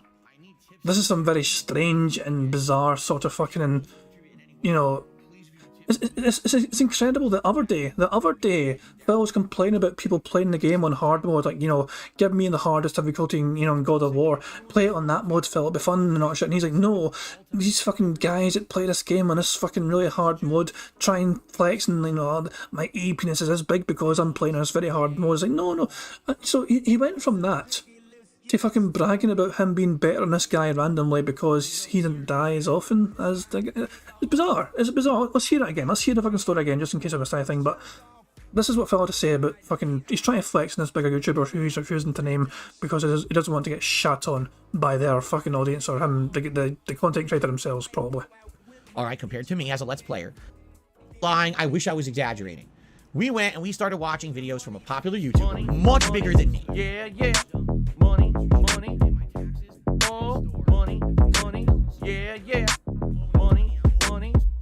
Thank you very much, IP2, for the tip. And it says, last time I promised don't want to keep interrupting the stream, but I love that we have passed him in his last podcast tips. I wasn't even aware of that. The thing is, I don't keep track of how many tips I get during like a stream because I don't want to fucking make it seem like I'm trying to. I don't want to make it seem like there's like a fucking target, I guess. You know, people should really contribute if they fucking want to, which is why I only have like the most recent funds down at the bottom there to show them. Also, I appreciate anything I can fucking get, you know. Some days, it's gonna be, I mean, I'm not going to fucking, you know, complain that way, you know. I'm almost happy to get anything. But yeah, I mean, if we actually have had more tips in this stream than Phil had in his last podcast, then fucking lol. But yes, some days even Phil Burnell has slow streams. I do appreciate all your contributions, guys. Let's see what Phil says now about him and this other YouTuber who is meant to have no fucking spare time to fucking watch other YouTubers and other content creators. All of a sudden has all the time in the world to watch several hours of content, such as this. Alright, much larger than me in scale and scope. Someone who likely makes a living just on ad revenue on YouTube. That's how many views they're getting on their videos, okay? They're getting views on their videos like I used to get 10 years ago, alright? That's how popular they still are, alright, compared to me as a Let's Player, alright? Primarily, most of their content is Let's Plays and stuff. They don't really do that much other content, alright? And they play all the high-profile new releases, and yes, they get every high-profile new game early. Earlier this year, they got other games early that we watched, like Elden Ring and shit like that. Yeah, they got God of War early. So they're playing it a day earlier than everyone else, okay? We're watching the playthrough, and they're playing on normal difficulty. They're not playing on a harder difficulty or anything like that. They're playing normal just like I did, just like my wife's doing, all right? And I shit you not, they get to the first boss of the game, all right? The bear. That's not a spoiler. That's the first boss of the game. It's a bear, a big-ass bear you have to fight, okay? This person sucked so bad at the game. They died to the bear repeatedly over and over, and I shit you not, part one of their playthrough, they had to edit to fast forward to when they finally beat the bear. The introductory boss of the game. Okay? Big YouTuber, popular, making views, money, bank on their playthroughs. This is their livelihood. This is what they do. So specially selected by Sony, they got the fucking game early. Couldn't beat the first boss of the game. But they got the views. If they're getting a lot of views and not fucking good at the game, then it must mean they're entertaining in some capacity. Hell, you started watching them, Phil. If someone random like you is watching them out of the fucking blue for whatever fucking reason, I imagine a lot of other people are also watching them. It's not a fucking person's talent that dictates how well a player does in the game. I mean, how popular a game is. Oh, for God's sake.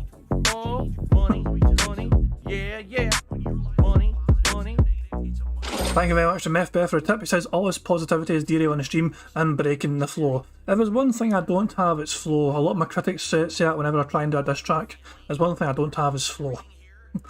Christ, man. Prophet says Phil watched a video, read a guide from the people who played it the day before. Weird flex. That's what I was thinking, Prophet. You know, Phil is notoriously guilty of always reading guides and using guides to get through games as efficiently as fucking possible. He's admitted to this in the past.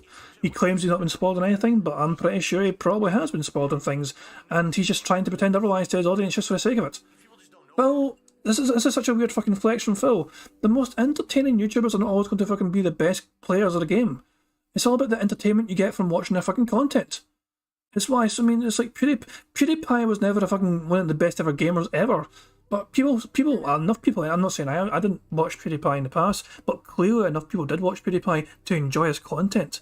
Regardless of how good he was in the fucking games, people enjoyed what PewDiePie did to an extent where he made bank on that. He made stupid money from the entertainment value he provided to people on that from the stuff he did. To the point where he's basically just fucking, he's set for life essentially, he can do whatever the fuck he likes.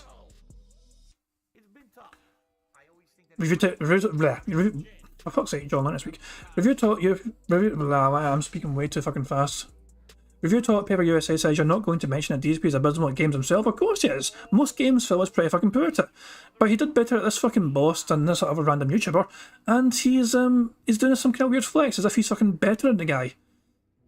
Like, and that's kind of the point I'm trying to make. Like, compared to the other day where Phil's trying to say all these fucking guys are playing on fucking hard difficulty mode, trying to fucking flex like EP and not shit. Now Phil is on his podcast flexing and all that shit. I'm so much better than this fucking guy, even though I'm such a small YouTuber. I did so much fucking better at this fucking game than this other fucking YouTuber. That'd be like so if I played God of War and beat it faster than Phil, and Phil's channel's 100 size bigger than mine. I'm 2,000 subscribers, Phil's 200,000 subscribers. So he's literally 100 times bigger than me, channel size.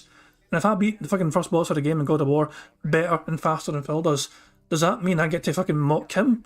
And say, look at this stupid dumbass piece of shit. You couldn't fucking beat the boss as fast as I did. I did it first try, easy as shit. Look at Phil Burnell, 200,000 subscribers, and he's fucking struggling with his fucking boss, ranting and whining and raving and all that shit. Going to his fucking chat, asking them for fucking help with how to beat the boss.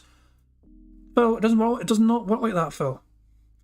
It's all about entertainment value for why people get fucking views. It's not about just being the fucking best at the fucking game. There are some YouTubers that do fucking, try and focus on being good at games, and that's their kind of appeal. But not all YouTubers like that. Not all gaming content creators are like that.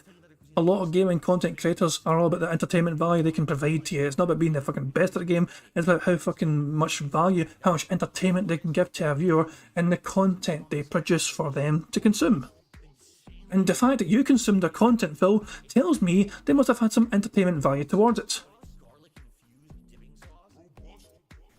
Had to edit it to fast forward in time. Isn't that as nice a fucking content creator to edit, by the way? Yeah, yeah. Money, money. Oh, money, money. Yeah, yeah. Money, money. Thank you very much to Phil's wobbly arms. He says it's not that he's really bad, but he's trying so hard to beat them, he constantly runs and guns through everything and dies without even trying to play the right way. That has been Phil's shtick for a fucking many a year. He doesn't really usually take the time to try and focus on trying to get his way through the fucking battles and areas.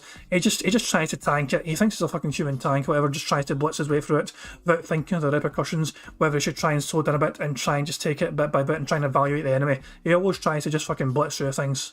Ever since back in the fucking day, ever since a decade ago, for well over 10 years, that's always been Phil's kind of modus operandi when he's fucking dealing with these fucking games. That's his way of just, handling these fucking games. Normal mode equals I'm a tank. I just run through everything. But I'm saying though, isn't it nice that a content creator had the consideration to edit out a bunch of boring stuff for the sake of their fans? But Phil's fucking mocking him for it. To the run where I literally just fucking said it was normal difficulty. So shut the fuck up. It was harder, but it was normal. Holy shit, he just really went off on his fans there. Hang on. Couldn't beat the first boss of the game. Had to edit it to fast forward in time to the run where I literally just fucking said it was normal difficulty. So shut the fuck up. It was harder, but it was normal difficulty. All right? Normal. And we were just shaking our heads. We're like, my fucking wife didn't die that much at it, and she's not a professional, and she's not great at these games.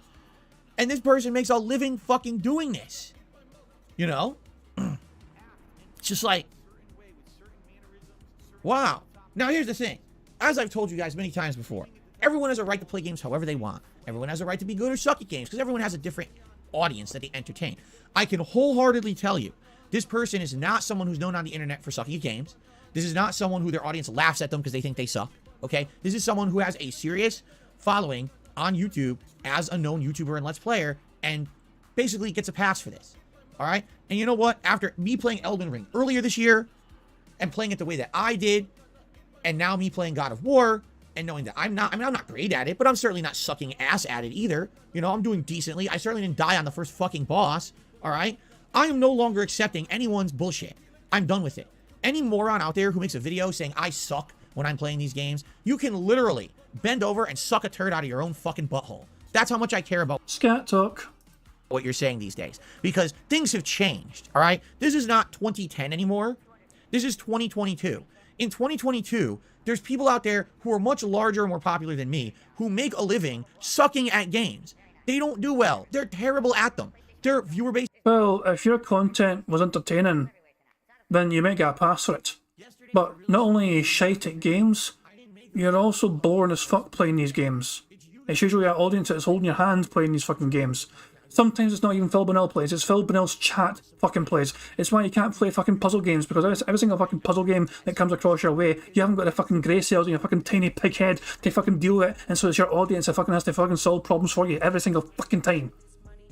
You're a stupid, dense motherfucker that doesn't know how to play the most basic shit these days, and you fucking need your handheld for every single goddamn game. You can't even fucking order. It's not even from real life. You went from a real life story of how your fucking parents need to fucking buy you dinner for fucking Thanksgiving because you can't handle that shit yourself. You go from fucking, not even in real life, not even in video game land. In video game land, you got your fucking stream chat. In real life, you got mummy and daddy to bail you out and fucking get your dinner sorted. It never fucking ends. Phil Burnell, but just become a functional human for once. Just fucking grow the fuck up. Eventually, one fucking day, Phil Burnell, you're gonna have to fucking grow the fuck up and act like a goddamn adult. Ah, for fuck's sake, man. Jesus Christ, man. Phil Burnell, if he found one person that was worse in the game than he is, and all of a sudden he thinks, guy, this is how you don't play, shouldn't exist anymore. Because I found one person that was worse than I was at the game. Who's so fucking what? It doesn't rip them a new asshole every time they die. In fact, they get tons of views and make a living simply putting ads on videos. They don't have to do streaming like me. They don't have to get crowdfunding. They're just fucking popular. You wanna know why? Because they don't have shitheads on them every moment. They don't have people who are just sitting there to make fun of them and ruin their lives and say horrible things about them. I wonder why, Phil. I wonder why. It's almost as if the fucking gameplay side of things isn't the factor as to why he has so many detractors. It's almost as if the guy's personality is somewhat likeable and yours isn't. Could that be a fucking factor? Could that be the possible solution? The guy doesn't have all these haters. I wonder why. He's bad at the fucking first level of God of War. Look at how many times he died during the first boss of God of War. Where's all his haters? Why do I have haters? I won the first boss. I didn't even die once during the fucking first boss of God of War, and yet I have all these haters. Why? All my haters should go to him. He died so many times. Fuck the fuck off, Phil, you fucking idiot. They're able to actually have fun with games and not have to be tortured by fuckheads behind the scenes. So here's the deal. I don't care what these fuckers say about me anymore, alright? In general, nice one, Phil. I'm probably... No. You definitely do, because the fact you're bringing up, the fact you're fucking reading on your stream right now, bringing up, tells me you do fucking care an whole lot. An awful fucking lot. You care so fucking much. You care it so much it burns you, and you fucking have to fucking make a point of emphasising it, and you fucking want your haters to fucking go to this other guy instead and give him shit, make it as a side, don't play for that guy's content because he died so many fucking times that first boss compared to you. You definitely do care, Phil. Don't try and pretend you don't fucking care. You absolutely fucking care, you delusional little piece of shit. I don't care what these fuckers say about me anymore, alright? In general, I'm probably aligned with the average performance by a Let's Player. I'm certainly not going to sit here on my stream and tell you guys I'm great at games. I'm not. But at this point, I've been doing Let's Plays for 14 years. In general, I can jump into any game at a base level and probably perform average. And there will be games where that'll be the opposite, where I'll do much worse. I know that. There's certain genres of games and things out there that I'm not going to excel at. But in general, if I'm playing a game that has action and combat, I'm going to do okay. I'm not going to do great. I'm not going to be the absolute worst. I'll probably be somewhere in the middle of the pack. Alright? And now that I know that, especially again, based off of my performance in Elden Ring earlier this year, based off of my God of War performance so far, and seeing how other people who are literally way more popular than me, making a giant living doing it, and they don't get shit for sucking ass, I don't give a fuck about what people say about my gameplay. It's not about how bad of a fucking game player you are. I've got a very good example, which a lot of you guys might be familiar with. Who all knows Achievement Hunter? The guys that, they have their own Let's Play channel, Achievement Hunter, okay? Achievement. I'm not going to talk about the kind of controversies with some of the fucking shitheads, and they kind of tarnished their reputation, shit. There's a couple of questionable people that fucking worked for them over the fucking years. But the easy example to have of an entertaining person to watch play games, despite their fucking idiocy playing the games, is Gavin Free. The guy, Gavin. The guy is also the slow-mo guy's kind of Gavin. That guy, the fucking big-nosed fucker from England. Him. He is notoriously fucking, moronic playing in fucking video games. We could argue it's maybe part of a fucking shtick. Who knows if he's fucking serious or not doing it, whatever, but sometimes he does the dumbest shit. At least back in the fucking day anyway. He had some of the dumbest fucking things he did playing that fucking game. Any game, it could be fucking, make a bit of Minecraft fail, it could be fucking worms or shit, it could be any fucking thing, essentially. And he was like notoriously just fucking bad for having the dumbest shit happen. Especially if I can see he was fucking doing in a goddamn game. The thing is though, it was funny. It's not as if people were fucking just making, obviously people, he knew. He's like, why am I, at times he's like, fucking, why am I so fucking dumb? Shit, you know what I mean? He laughed along with it though, you know what I mean? He accepted it, he embraced it essentially. And the audience embraced it as well, and people enjoyed the fucking fails he had. It's not about sucking at games, Phil. It's about just you being such a pishy person in general. Yes, you fail at games quite a lot, and you still fucking do, but it's your toxic personality that goes along with it. Why am I toxic? Well, look within, Phil, look in the mirror. Look at you fucking yelling at your chat earlier on, like fucking 2 minutes ago, saying no, it wasn't on fucking hard, it was on normal, you fucking, shut the fuck up. You told your chat to shut the fuck up because they had dared to try and correct you, and rather than just saying, no, you're incorrect, you told them to shut the fuck up. You couldn't just said, you're wrong, I can guarantee. You had to fucking make sure you insulted your own chat, tell them to shut the fuck up because they dare try and correct you. This is what I'm saying. It's like, Phil, you always try and go about ways in a fucking toxic manner. You bring up a YouTuber who you think you're doing better than, and you think you try to put yourself on a pedestal higher than them. You're trying to have them be the one that gets shit on by people because you're on better than them and a fucking boss in God of War. So fucking what? Is their content more entertaining than yours? I would assume so, considering their fucking popularity and the fact that even you're watching them on your precious day off. Anymore. Seriously, if you want to consider, oh, this is how you don't play. This is how you suck my dick. All right? Seriously, because you're so off base with what you're saying, it doesn't make any fucking sense anymore. I heard a voice crack in there, I'm counting the talking voice crack, but this fucking copium is so fucking incredible, man. This is how you don't play. This is how you suck. Like, what the fuck, Phil? Just accept the fact, Phil. Accept the fact that you are going to be the poster boy for how you do not do things on the internet. Not just about fucking playing games badly. How about fucking not doing things like this badly? This is how you don't fucking beg your audience every single fucking day for donations, for handouts, or free fucking games. This is how you don't conduct yourself. This is how you don't fucking go about trying to prepare for your Thanksgiving dinner by getting your mummy and daddy to fucking step up for you when you're 40 years old, when you're 40 years of fucking age, a supposedly happily married man who cannot provide for his fucking family because he has to instead fucking ask his mummy and daddy to send him fucking sides for his Thanksgiving dinner because he's not going to fucking bother his arse to sort it out himself. Dash8 wants me to check Discord because he got a clip that's very relevant. Oh, for fuck's sake, hang on. Okay, Dash8, okay, hang on. Hang on. That is why they boo you. That is why they don't treat you with respect. Because you whine, you moan, and you complain. But me, why? Why you boo me? Don't boo me. You should cheer me. Don't boo me. Oh, shut your mouth. Yeah, that's quite fucking good actually. Yeah, I'm gonna. That definitely does fit perfectly fucking well. Thank you very much for that, Dash. That does fit perfectly for the fucking moment. Extremely relevant. Oh, fuck, man. That's fine. The Rock and Big Show is fucking a great dynamic back in the day, man. Big Show took out a champ. People who are 20 times bigger than me make, no exaggeration, this person is probably making $5,000 day one revenue for playing God of War early. And they can't beat the first fucking boss and have to edit their playthrough to make it digestible and watchable for their audience. $5,000 fucking dollars in day one of God of War. But I'm the one who you're going to tell me I suck? This is how you don't play? No, kiss my fucking ass. You have no right to even make those fucking videos anymore. They don't make any fucking sense. 10 years ago, they did. Because 10 years ago, I sucked at everything. I didn't give a fuck about anything. I didn't try. It was all a joke to me. Life was just a joke. Play stupid video games, flub around, make fun of the game developers, fuck about, right? Now, it's a complete polar opposite. I've been doing this for so long. I actually fairly decent at what most of the games that I play. Not great, I admit. But you have no right to tell me I'm on the bottom of the barrel of these people. You're an idiot. You're a fucking idiot. Go make This Is How You Don't Play montage of the big fucking content creators who can't beat the first fucking boss of God of War. Seriously. They should be the ones you're making fun of at this point. Enough with it's such a beaten horse. Beat that dead horse into a fucking pile of blubbering gore, right? You have no right to criticize me anymore. There's a difference here, okay? So, shut the fuck up about it. Really. It's just, you're so dumb. And, if anything, you know what people should do? Make fun of the idiots who make fun of me for that shit. Here, you want to make fun of me because I did something dumb on a stream? Go for it, right? But the fact that you're trying to make fun of me for gameplay of something like God of War, are you crazy? There's someone who made thousands of dollars already on the game who sucks. Make fun of Phil. How about kiss my fucking ass, you dumb fuck? I've had enough of your shit.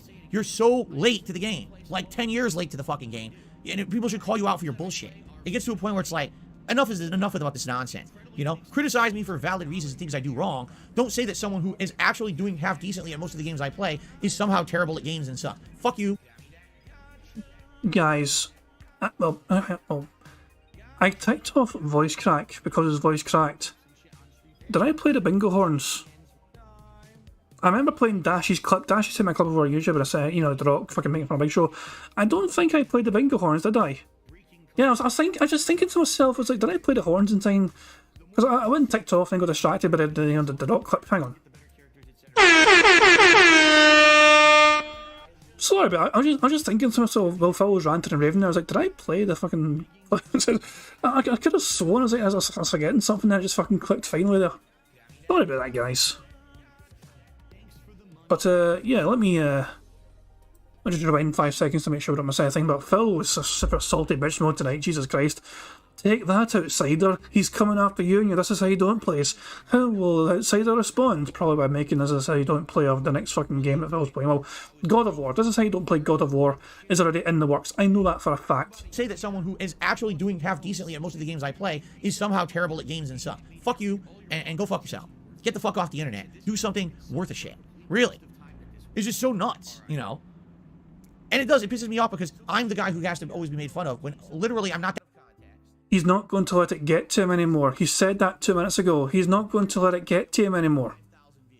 And then right now, it pisses me off. It pisses me off. It pisses me off. Boo fucking who, Phil?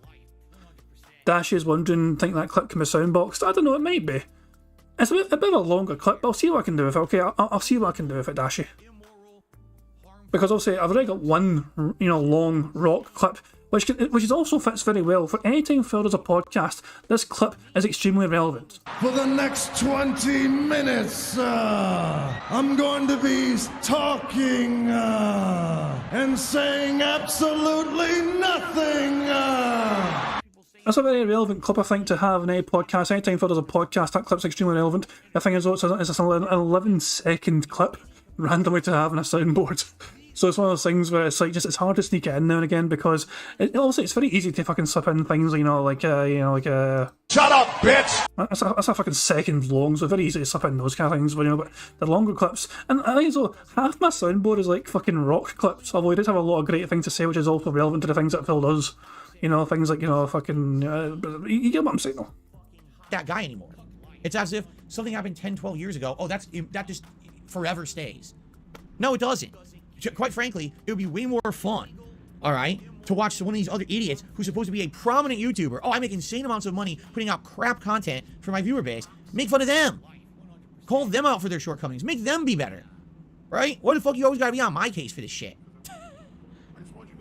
And by the way, again, I'm not someone who's ever going to do anything about it. This Is How You Don't play will always exist, right? All this nasty shit about me, it shouldn't exist, but it always will. Whatever. I'm here. I'm on my streams. I'm having a good time with you guys. We'll continue to play this game. We'll enjoy it. Every other game I play, we'll really have a good time with it, right? That's fine. But please understand, it does kind of add up to a point where I get very frustrated when I'm watching other YouTubers. And the thing is, you might say, well, Phil is jealous. Am I jealous that they have more money than me? Well, considering the fact that, yeah, financially things have been pretty bad for me for many years, yeah, obviously there's a level of jealousy there. I'm not going to lie. Of course, transparency. Of course, I wish that I was in a better financial situation, right? But for me, it's just what's fair is fair. To say that I suck at games, but I literally am doing way better than these people who make a fucking living playing games and are way more popular than me. That's just nuts to me. That people are that dumb. Just keep ragging on Phil. There is a fucking treasure trove of content out there for you to make fun of. And instead you just sit here and make fun of me. It's not even fucking valid.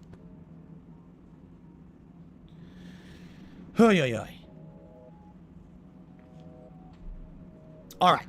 Please allow me to blow my nose. And now we're going to continue on here. All right.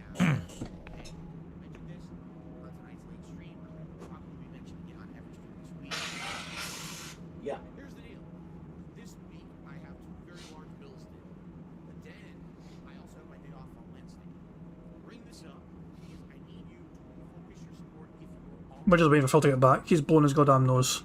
Money, money, yeah, yeah. Money, money. Oh, money, money, yeah, yeah. Money, money. Thank you very much for winning a Guardian for Super Chat. It says, and he did nothing to improve his gameplay skills. Yeah, pretty much, yeah. Phil has not put in much effort to try and improve as a fucking gamer. In general, like, what can he fucking do? I mean, the things you can ask him to try and do is, pay more attention to the fucking game, perhaps. Pay more attention to the mechanics of the fucking game, try to grasp mechanics better than before. Maybe for some games he does do this, you know what I mean? Like, he really did try his best to fucking get the hang of some of the things for multiverses, for example.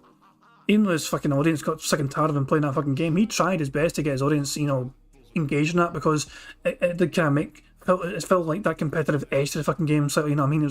It's something that he kind of liked to play, and he clearly enjoyed it. But it's one of those things where his audience just had enough of him playing the goddamn game. But it comes to a time where it's like, Phil's never going to be fucking great at playing fucking games.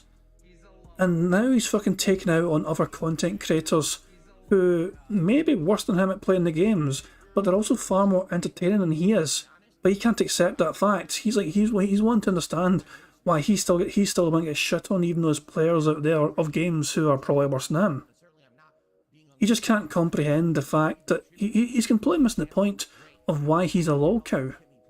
The fact that Phil's a lolcow has very little to do with how proficient he is at fucking video games. It's how he reacted to all these things in the fucking first place, which makes him a goddamn lolcow.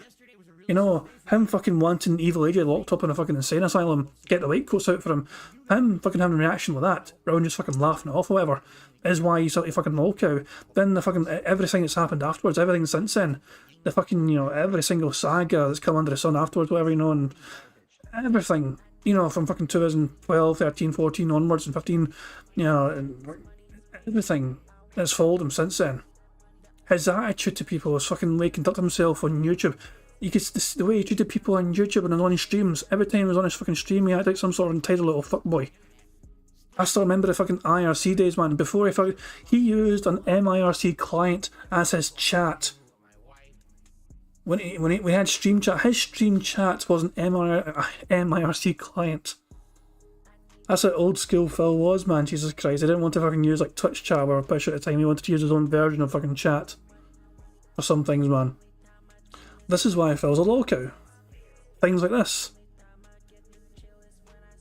Ah, for fuck's sake. And then, I was gonna say, I still remember, obviously, fucking people back in the fucking day. Brightside Viking was like, he would give Phil hundreds of dollars, and then he'd fucking give him like a, you know, moderator. And so you kind of pointed out, oh, this guy gave so much, you know, so much money to Phil, and he bought his way into becoming a moderator. And it's like, and obviously he wasn't happy about that. Well, Phil didn't care.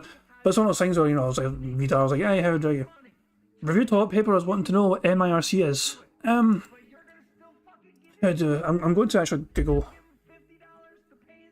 I'm going to Google the official proper answer.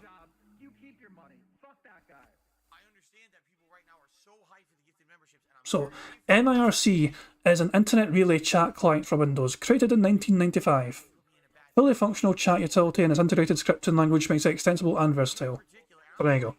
Old school chat program, essentially. But that's what Phil used to use back in the fucking day.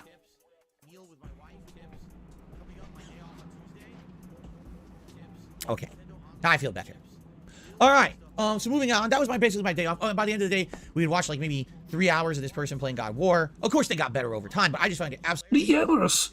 Phil has no spare time to do anything his day off, spent 3 hours chilling on that couch, watching this content creator, feeling extremely jealous of them, because he feels he deserves their fucking like success.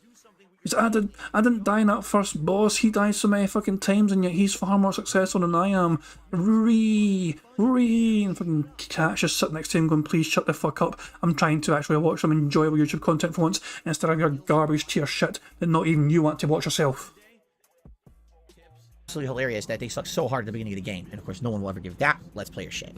And then we watched some X-Files. That was our day off. Nothing too special, but I was happy to basically get enjoyment out of having all of those things together for Thanksgiving early, and now I have no, I'm not worried about it or anything, you know, so that was nice. Okay, so all that being said, that was the day off, all right? I have 2 news stories I want to talk about today. One positive and one ridiculous. Okay, so the positive story is there's going to be a sequel to Control, and it's going to be exclusively for PC, PS5, and Xbox Series, built on the Northlight engine. All right, it's in the concept stage, which is from Remedy Entertainment, the same people who made Control 1. I really liked Control 1, except the gameplay elements needed to be refined. I said, wow, this is a good start, but the plot was good. The graphics were pretty good. The problem was the gameplay left something to be desired. If they dramatically improve the gameplay and the graphics in the sequel, I think Control 2 could be absolutely amazingly outstanding. I think it would be like, wow, this is neat. Okay? So, yeah, Control 1 I really liked. Sadly, my audience didn't really like it that much, but I think a sequel could be great, so I'm happy for that. The other story that I want to talk about is Twitter. Twitter is literally falling apart at the seams. Didn't I rage quit Control? No, stupid. I didn't rage quit Control. I beat it. Even though my audience was complaining they didn't like it, I still beat it. What a dumb thing to say. I mean, how about this? The next time you have a dumb question, all right, what you should do is actually go to my channel and search for the game and see if the playthrough's done, instead of saying something dumb in my stream chat. Oh my god, didn't you rage quit Control? Anyway, so that being said, Twitter's falling apart, all right? Elon Musk bought it, fired half the staff within a few days of owning it, immediately realized, oh shit, this company doesn't make any profit, which it never did. No one ever reported Twitter making any kind of significant profits. That basically the thing was barely having operational cost. And he immediately realized he made a big mistake. Seriously, he immediately realized, oh shit, I've made a huge mistake. Like, I fucked up. Because he idiotically bought it with no strategy whatsoever of how to operate the business. Okay? So within days of basically firing half the staff, he realized, oops, we fired like a lot of critical staff to keep it running. So he ended up having to go back and beg them to get their jobs back because he needed them to run the business. He immediately announced that there was going to be some kind of a plan to have a paid-for subscription to get a blue check mark, which is hilarious because up to that point, to get a blue check mark or verified check mark on Twitter, you basically had to be a vetted public figure. And what that means is you had to prove your identity. You had to prove that you have a public face, whether you have a business or you're a known person, you know, in the public eye, and that there was high potential that someone would basically want to impersonate you in a malicious way. So this way, by having that blue check mark, you would prove who you are, and that way no one could really impersonate you, because if they're doing it without the check mark, everyone knows that's a faker. Okay? That was really the reason behind the blue check mark. That's how I got my verified check mark. At that time, I was getting impersonated by a ton of people on Twitter who were trying to be malicious. And all I had to do was prove to Twitter. I say, here's 10 fucking fake accounts who make fun of me on a daily basis. Here's me and all my real information. Here's my YouTube channel. Here's my following. Got verified. Okay? So, that's what I mean. Like, it served a really good purpose. Now he says, well, what we're going to need to do to make money is we're going to have it so that everyone can be verified by paying a subscription fee. In which case, that means that you're not verified. It just means that you have a new service where people are paid for checkmark, right? It means that basically the whole point behind the checkmark is invalidated immediately. So first it said it was going to be $20, then it was announced actually it's going to be $8 a month to be part of Twitter Blue, and now you're going to have a blue check mark just like everyone else who's verified, plus you'll be able to post up longer videos, plus you're going to get other features. So the features have been listed, by the way, because we were talking about this the other day, and we were like, yeah, I wonder what those features are going to be. So now they're public. Here's what they are, for now anyway. It's gone. They removed Twitter Blue from my app, so I can't even see it. Did you not realise this? Did you not check before fucking starting the stream?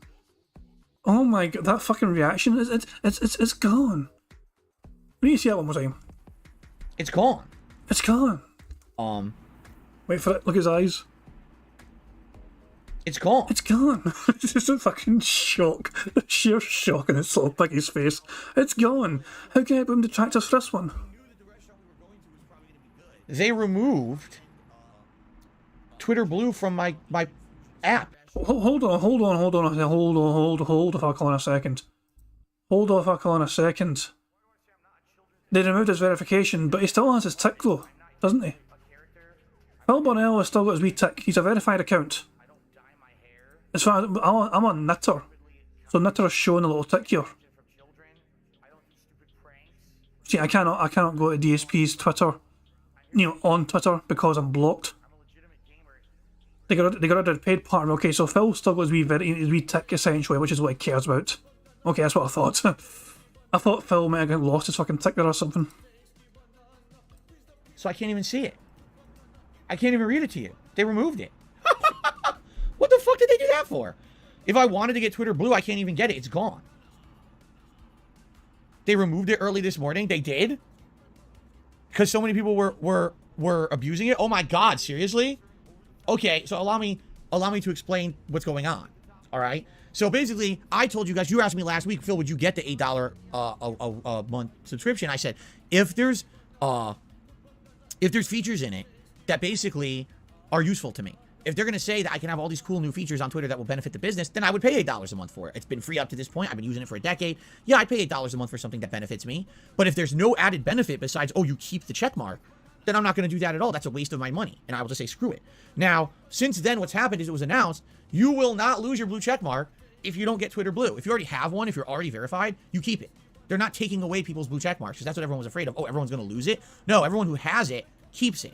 But everyone else can just get it by paying $8 a month, which really erases the whole point of the blue check mark to begin with. Okay? So that being said, I was interested in maybe getting it, but I wasn't sold yet. I wanted to see what the features. I know some of the features were post longer videos. I think the ability to edit your tweets. Like there was 3 or 4 features, and some of them sounded interesting to me, but I wasn't sold yet. I actually wanted to read it to you guys today and talk to you and see what you guys thought about it, but it's gone. It's not even there anymore. You can't even get it if you wanted it. Okay? But anyway, so here's what happened predictably. All right? He turns it on 2 days ago. It was November 9th. He turned it on. I say he because Elon. Elon's controlling the whole fucking thing, okay? He turns on this new Twitter Blue. Immediately, we've got people impersonating everyone.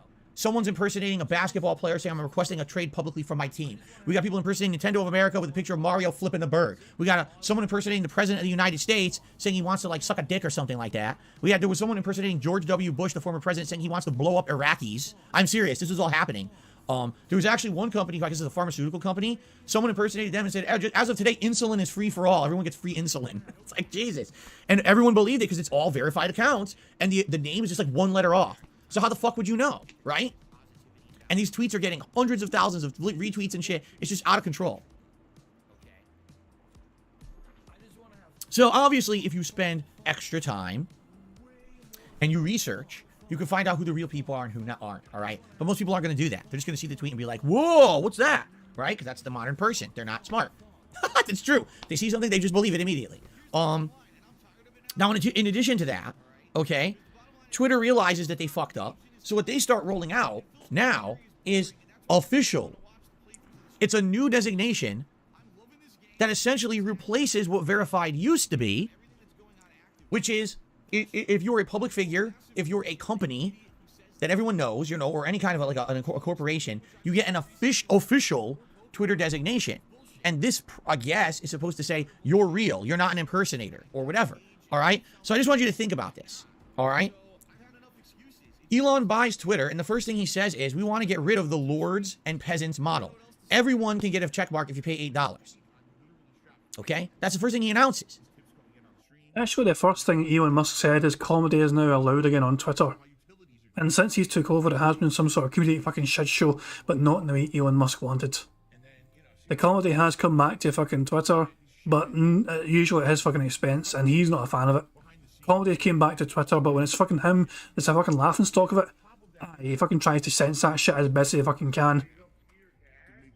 Nice try, Elon. So everyone's on equal footing. Then immediately everyone impersonates everyone else. He says, oh, we fucked up. And he starts handing out an official designation, which is the same as the old verified, which essentially means you just recreated the same system you just destroyed within 2 days. All right? So what? So like, what is going on? So that being said, you look at the situation and you're like, so what's going to happen here, right? So here's what's happening, all right? Twitter stock has gone so far down into the gutter that people think the company's going to go bankrupt, all right? Elon did an all-hands meeting yesterday, and in the meeting, listen to this. In the all-hands meeting, here's what happened, all right? He basically said to everyone, we're not above going bankrupt, and we're losing money every day, and unless we get, like, exponential growth with the subscription service, I don't know how we're going to keep afloat. People basically asked him questions in the all-hands meeting about, like, what are we going to do? And he was like, I don't know, I guess we're all just going to have to be more hardcore. Like, he said this to his new employees. These are his answers. He has no answers. Okay? He doesn't know anything. So, within 24 hours of that all-hands meeting happening, the chiefs of information security, privacy, and compliance all quit the company. The head of legal of Twitter warned employees to call out sick and use a whistleblower service to avoid breaking the law because Elon told his coders, listen to this. I've never heard anything like this in my life. Well, because I laid off all the people who would make sure that we're legally compliant with everything we do, it's now on you, the coders for Twitter, to make sure that all of your code is legally compliant.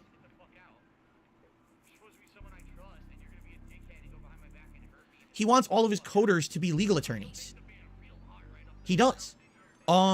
This is the equivalent of going to a McDonald's and telling the line level, cook, hey, just so you know, we fired all the people who are like health inspectors and health checkers. So it's up to you to make sure everything you put out is 100% up to code for health inspection.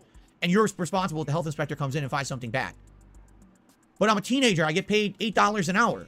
I don't know anything about food compliance or law when it comes to the health code. How do you want me to do? I don't care. Just do it. You work for us now. Huh? That's literally what he just did.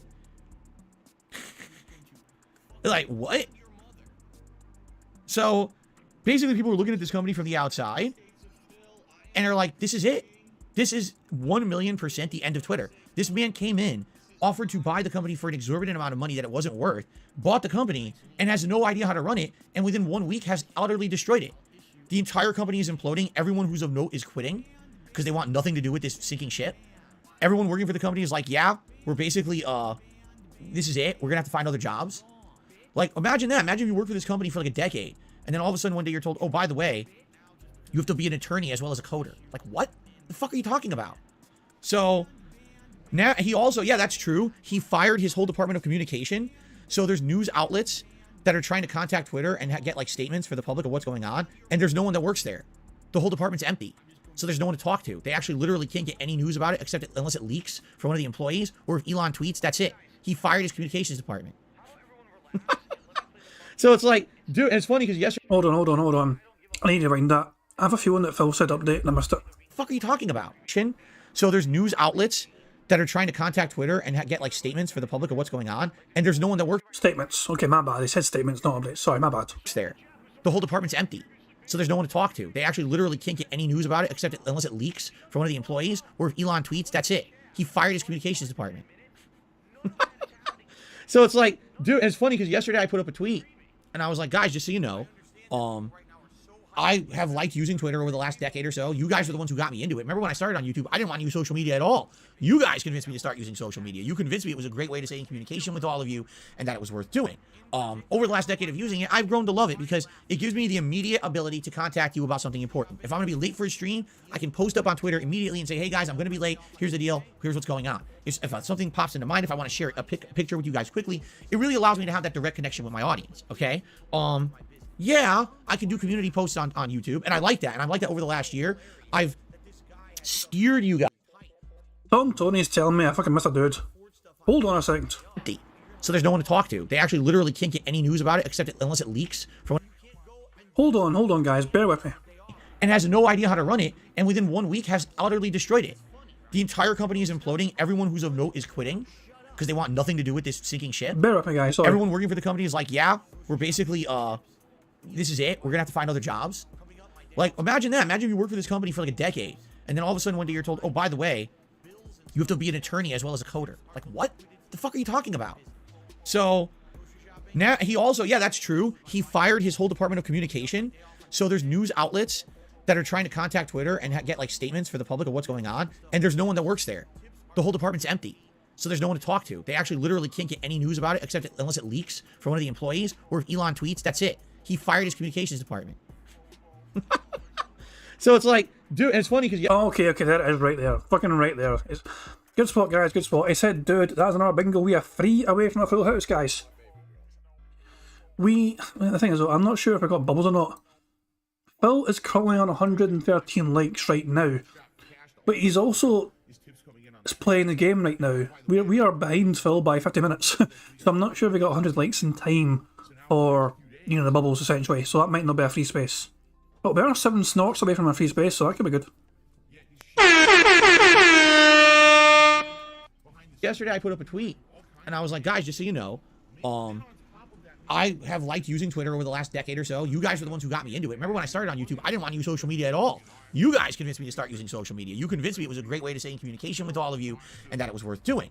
Over the last decade of using it, I've grown to love it because it gives me the immediate ability to contact you about something important. If I'm going to be late for a stream, I can post up on Twitter immediately and say, hey guys, I'm going to be late. Here's the deal. Here's what's going on. If something pops into mind, if I want to share a picture with you guys quickly, it really allows me to have that direct connection with my audience. Okay.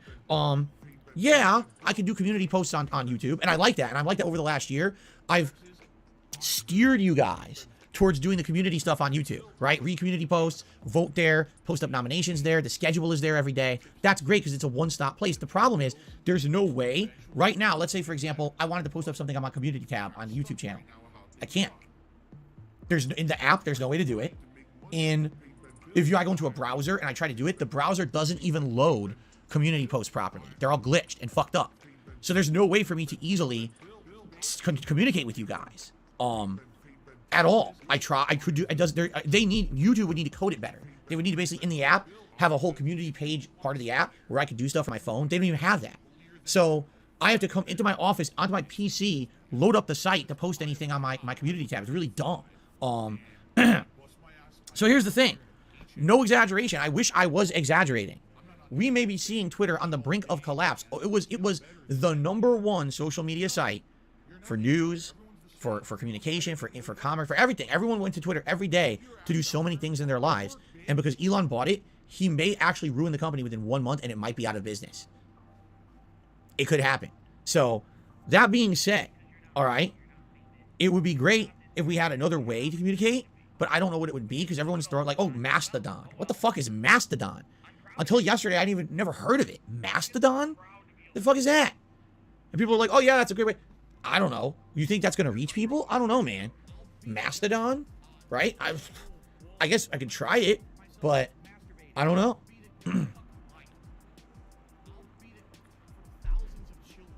That's what I mean. Like people like Truth Social, Parler, TikTok, Instagram. I don't know, man. I don't know what to tell you. I actually don't know what to do because it was always Twitter. It was always the number one Twitter. Go to Twitter. And now I don't know. You know, I'm going to have to think about it. I would love your input. I would absolutely love your input on what would be a viable alternative because it looks like this is the end. I never would have fathomed this would be the... I've never seen a company crash and burn this bad. I've never seen someone be so vacuous in their brain capacity to think... Look in a fucking goddamn mirror, Phil. As usual, Phil Burnell needs his fucking handheld to know where to fucking go next after fucking Twitter. He can't do a single goddamn thing by himself. I wonder if Cat has to wipe his fucking arse on him. Jesus Christ, man, Phil. Just learn to fucking operate by yourself in some capacity, in some way, sometime in your life. Every single fucking time Phil has some sort of fucking thing he needs someone else to fucking do it for him. That they were going to just buy a company and it was magically going to work with zero plan and not understand the repercussions of their actions, ruining this for everyone. Not only people who use Twitter, but people whose careers were built around Twitter. And now they have no jobs, right? Not to say they won't find other jobs, but I mean, how fucked up is that? We were doing fine. Then some rich, eccentric billionaire bought our company and ruined it. And now we're going out of business. So now I have to find another job, even though I liked my job. What the fuck? I've never seen anything like this in my life. I'm really, like, I'm flabbergasted. I'm speechless. I don't know. I don't even know how to, you know what I mean? Like, how do you even categorize this?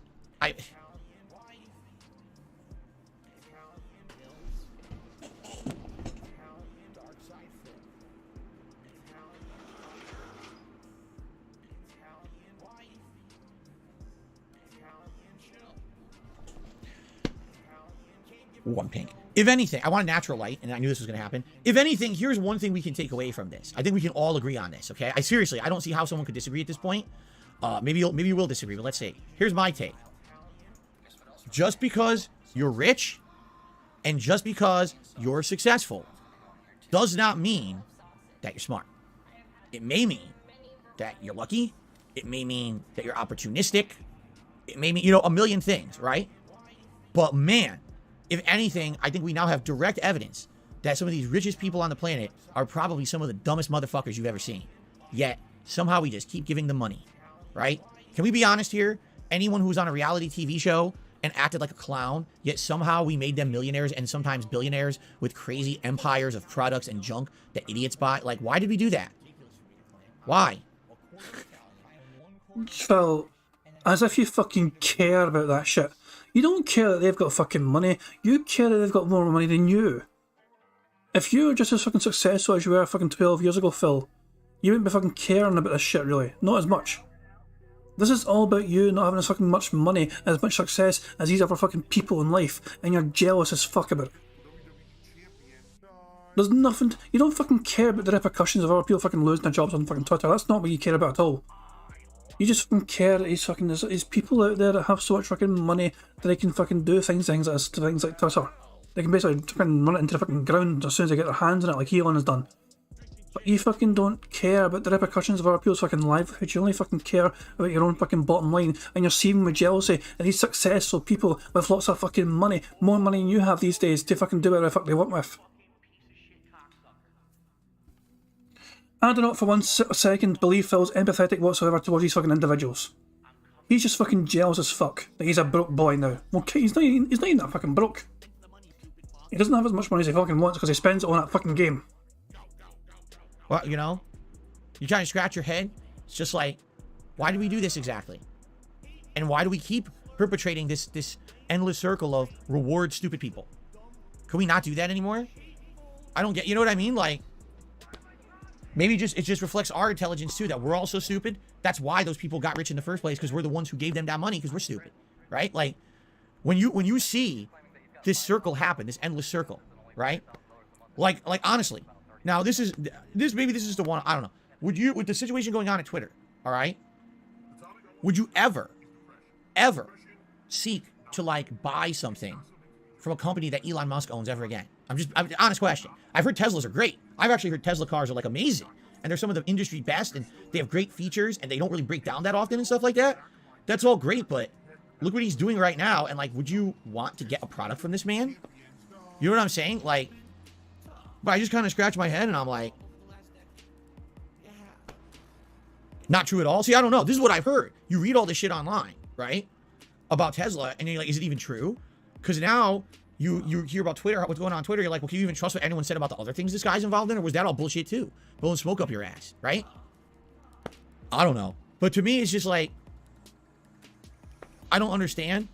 Can we use this as like, if this actually happens the way that it looks like it's about to happen, can we all please use this as the textbook case of understanding that just because someone is rich, successful, or in a position of power that they're not smart? Can we all agree now? Like, because this is ridiculous at this point. Like, we're at a point where it's like a breaking point.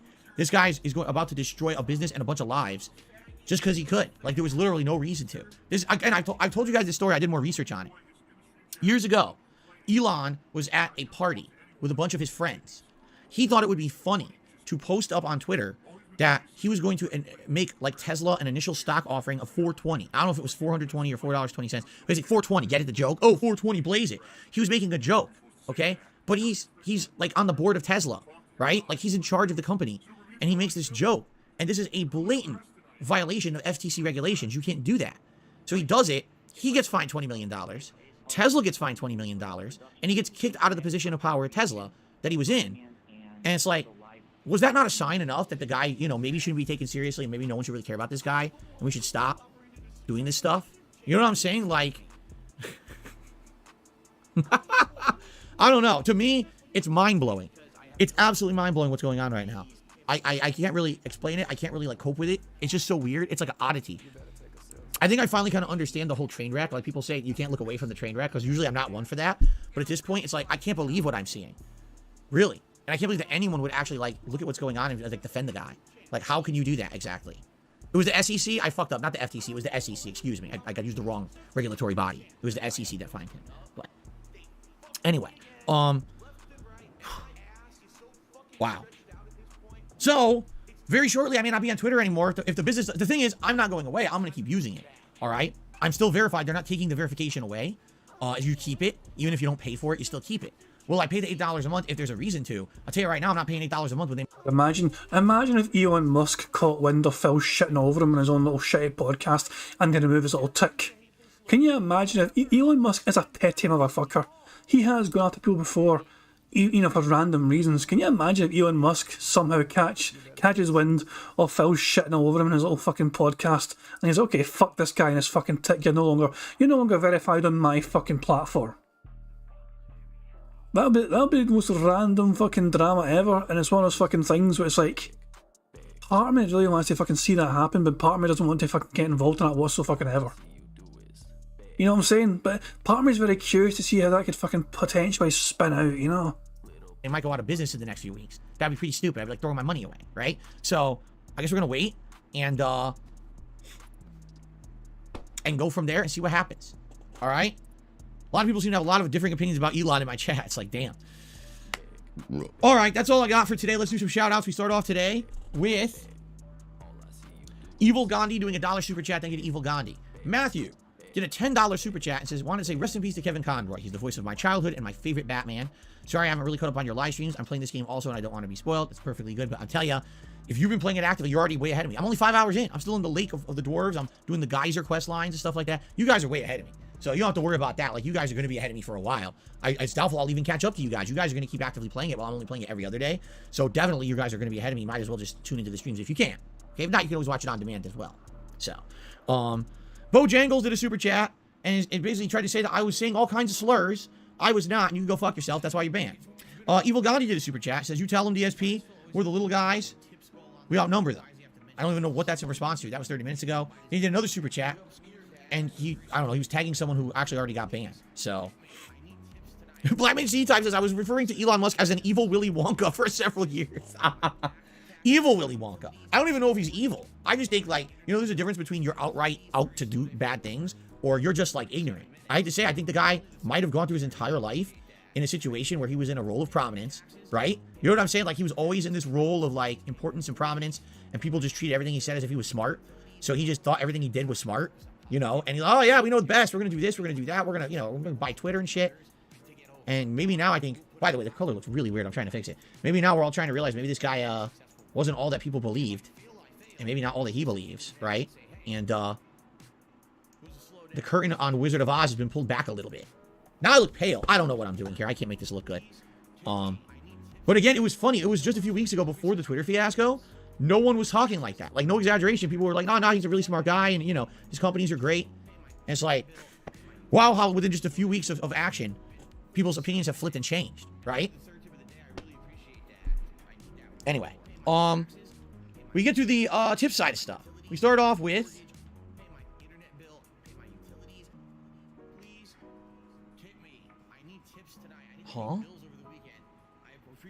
I guess a troll tip, and it's insanely outdated, so fuck off. I'll just delete that. Okay, thanks, stupid. You referenced something from like weeks ago that's wrong. Anyway,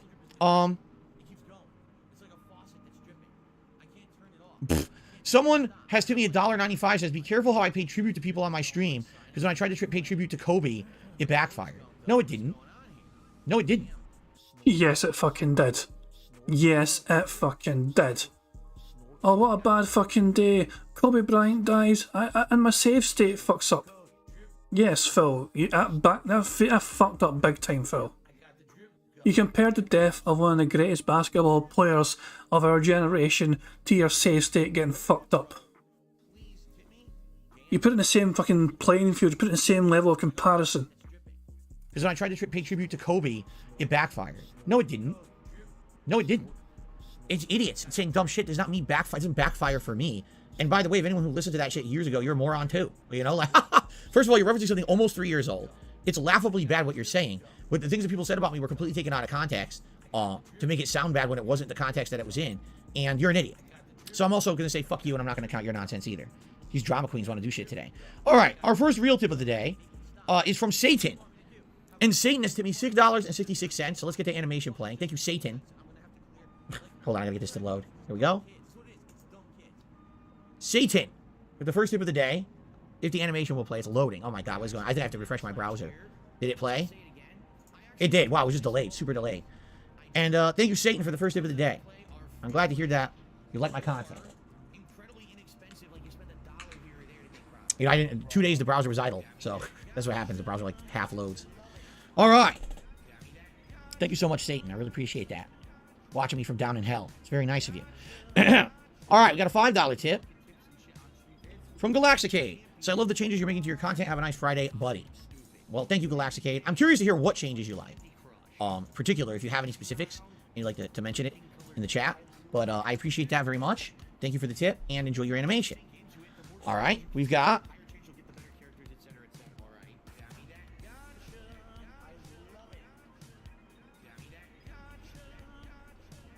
another troll. Wow, it's like the trolls are out in force today trying to do dollar tips, and they think I'm going to read them when I'm not. I've already announced this. I guess you guys weren't around for last week. Should I reiterate what I said last week publicly? That way people stop wasting their time. So I said this last week, and I guess people didn't listen. I'm not going to read these troll tips anymore. Like, I'm not going to waste my time taking bait and answering dumb shit. If I see a tip that's something incredibly dumb, I'm just ignoring it. There's no point in me wasting my time. You know what I'm saying? I don't care. I don't care about your opinions when you're so stupid. Like, this is like, you know, someone on the street, and they're walking down the street. All right, forget it. I mean, the thing is, I would make an analogy, but the analogy would also, it would go over their head. They wouldn't understand it. So there's no point in even wasting my time, because I was actually going to make a pretty pertinent analogy. And I was thinking about, I was like, wait a minute, if these people are already stupid, they're not going to understand it anyway. So why am I going to make this comparison? I don't need to. So there you go. I'll just save myself the effort. No, I'm not wasting my time on your troll tips. So congratulations on wasting your time, but no. Okay.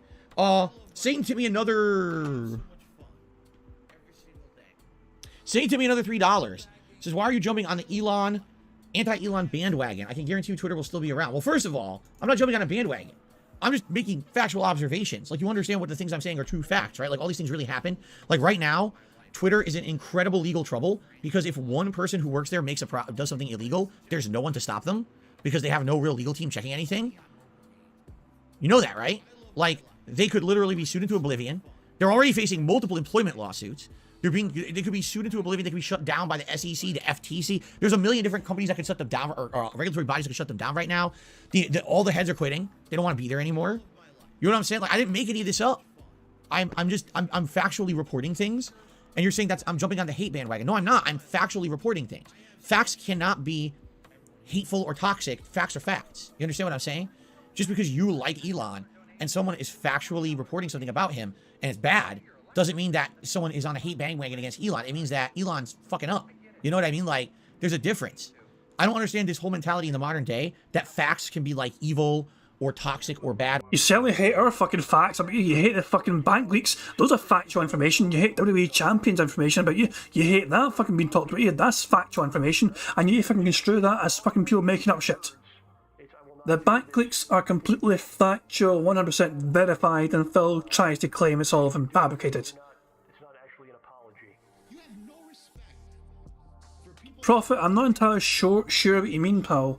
Wait, wouldn't this work for Phil? What do you mean, Prophet? What do you mean? What do you mean? What do you mean? Wouldn't this work for Phil? Oh, do you mean using it against Phil? Using these very words against Phil because he's okay? Facts versus reality. Exactly. Yeah. You gotta keep in mind, Phil's got his own version of what reality is. Phil's reality is one where his own fans are not aware of what he does with their money. They're not allowed to fucking know. His fans are not allowed to fucking know that he played WWE Champions. I mean, look, it took Moist Crickle to make one fucking video. It wasn't even a video about Phil. It was a little segment where he fucking brought up Phil. Someone else brought up Phil and he had a fucking opinion on him. Phil's not mentioned Bills since then. Moist Crickle managed to get Phil to stop talking about Bills. That is a minor miracle. Or hateful. It's a fact. If I report a fact, that's different than me spinning something with commentary. I'm not even trying to add commentary. I'm just trying to tell you this is what's happening at Twitter and how that's going to affect the business, because I don't know how it's going to affect my business if I can't use Twitter anymore, right? Okay. That's true. Facts don't care about your feelings. That's correct. All right? Someone tipped me $1 says, I like your content, but you could be a bit of a dick. Well, usually, if I'm being a dick, there's two situations. The first situation is if I'm just kidding around. Like, I admit, sometimes I'll make a dickish joke, but then I'll just say, I apologize, I'm just messing, it's not serious. The other situation is if someone's already being like an incredible jerk to me and insulting me or wasting my time, or for example, some of these troll tipper idiots who are like, I already blatantly said last week, I'm not entertaining that anymore.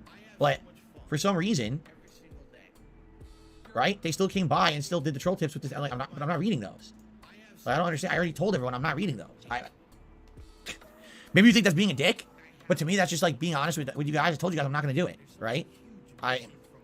Very rarely would I like lash out at someone just because I feel like lashing out to hurt someone. You know what I'm saying? Like, I've tried over the years to change. I used to be like that, but I tried to change for the better and not do that kind of stuff because I realized, I have some reach, some influence. And you lash out every fucking day to your chat. Earlier on, you fucking told your chat to shut the fuck up because they fucking dared to fucking say that somebody was playing a game on hard mode. You were talking about a YouTuber that was playing the game God of War and they were dying multiple times on the fucking first boss, and they said they were playing on hard mode, and you told them immediately. You just say, look, no, you're wrong, I'm sorry.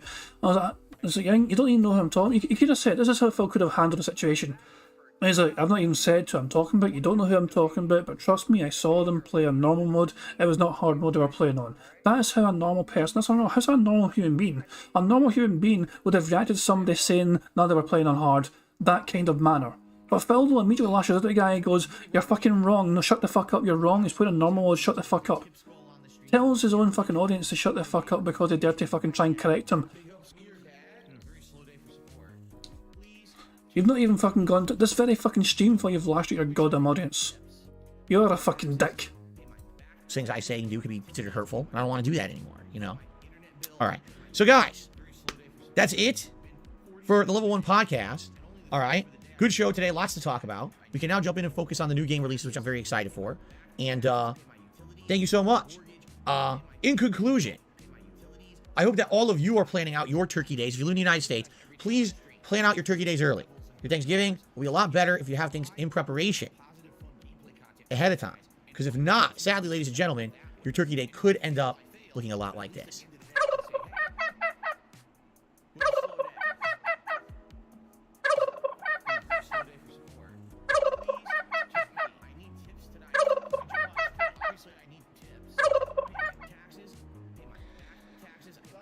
And you don't want it looking like that, trust me. All right, let's get ready. Actually, I have to use the restroom before we get started here today.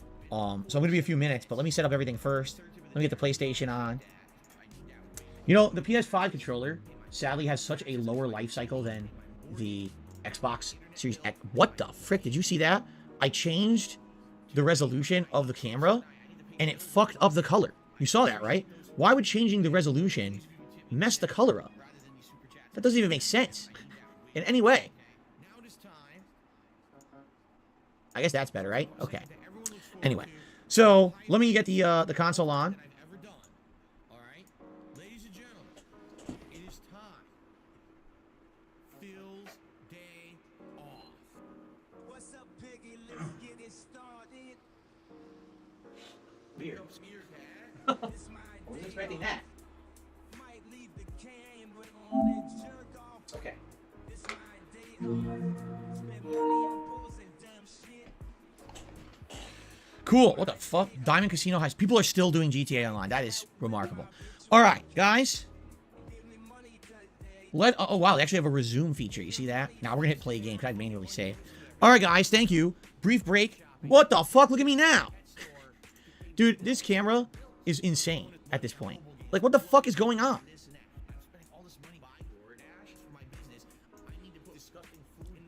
Okay. Let's take a brief break. I'm going to use the restroom for a few minutes. I will run an ad break here because I have to use the restroom, so it's going to take a few minutes. When I come back, we're going to jump right into God of War. All right? I'm excited for more. You know, we're in the middle of exploring this lake and all that. We did 2 of the smokestacks out of the 3. We also need to take the key that we found and open up an optional door. I don't know what's in there. We're going to find out, and we're going to go from there. All right, guys? But thank you. I'll be back shortly with God of War Ragnarok. See you in a few minutes. I like how there's no fucking speech about not monetising his audience this time. It's like, no, I need to run ads. I'm going to the bathroom. I need to run ads. I'm definitely going to monetise you this fucking time. So yeah, fucking click on the ads and watch all the ads, you fucking dentheads, and give me more fucking money. So I'm going to fast forward as usual. I'm just going to hold the right arrow button until Phil gets back from his little WWE Champions / piss break. Heather P asks a very good question in chat, but it's not for me, it's for Prophet. But I think everyone deserves to know. Prophet, is his stream still happening tonight? Is Prophet still doing his little stream later on for an evening stream? Usually Prophet does stream on Friday nights, by the way, and more often than not, Heather will join him at times, and I think Methbear as well sometimes does try and join him too. It's one of those things, usually they'll re-stream Phil, but they're also playing a game themselves, and Prophet has confirmed yes. So there you go, guys, you've got your evening content sorted for you there if you want some evening content to enjoy, some evening robust detractor content, courtesy of Prophet. Alrighty, everybody. Let's jump into God of War, shall we? Sorry for the delay, but nature calls, but now I'm ready to go. It's better to do that now and get it done than have to interrupt the gameplay. Also, we've received 100 likes so far, which is great. Thank you for that engagement. And, hold on. This is a free space, by the way, guys. Him blowing the bubbles before he's recording gameplay equals a free space. We are 3 away from a full house, sadly, so unless Phil does say 2 of these 3 things and tired updating bills, it might not mean much. We'll hold off and count the free space for now, right? We'll see what happens to it. But we'll see if Phil says it before gameplay starts. There we go. Bubble blow. Thank you guys for the 100 likes. Every 100 likes on the stream, I will do a celebratory bubble blow. Thank you very much. And of course, everyone, thank you very much for everything. So far, the playthrough's been great. I'm looking forward to more right now as we jump back in. Thanks in advance for any support. Thanks in advance for any engagement, for anything. Let's do it. Let's jump back into this amazing game, shall we? Once again, you see how the colors keep changing? I look terrible, then I look, interesting. This camera's weird.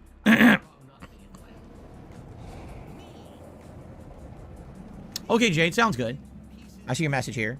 You're gonna go see a movie, and tomorrow you're probably gonna go to that Twin. You say you're going to the Twin City Con tomorrow. That's right. Yep. It's all good. Hope we have a good time on both counts. Okay.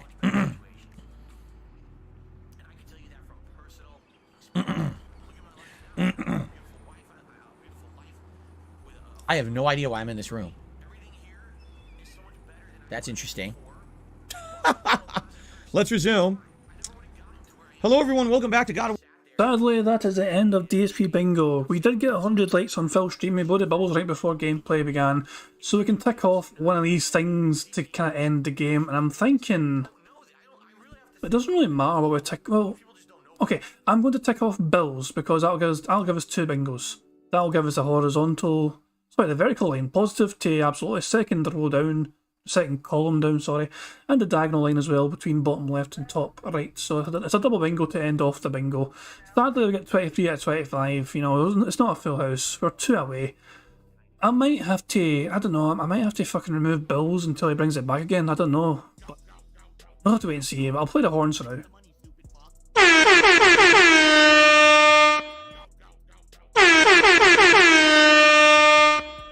Still a very strong card right now, you know. Good. I mean, 23 out of 25, the bingo card is quite strong.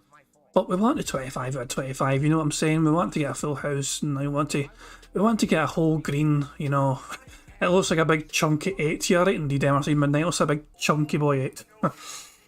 But yeah, let's click on live DSP to see how well he's doing so far. Greek gods. Bill was on $39 so far. Fucking hooray for him. Big fucking deal. Right, guys, I am done for bingo for now. That's going to end the bingo, sadly. But, guys, keep in mind, Prophet is streaming live tonight.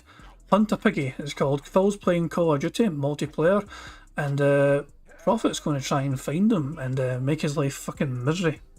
Good fucking luck to him. If you want to watch along and enjoy, I'm sure he'd appreciate your engagement and all that, you know, and maybe even help him play along as well if you want.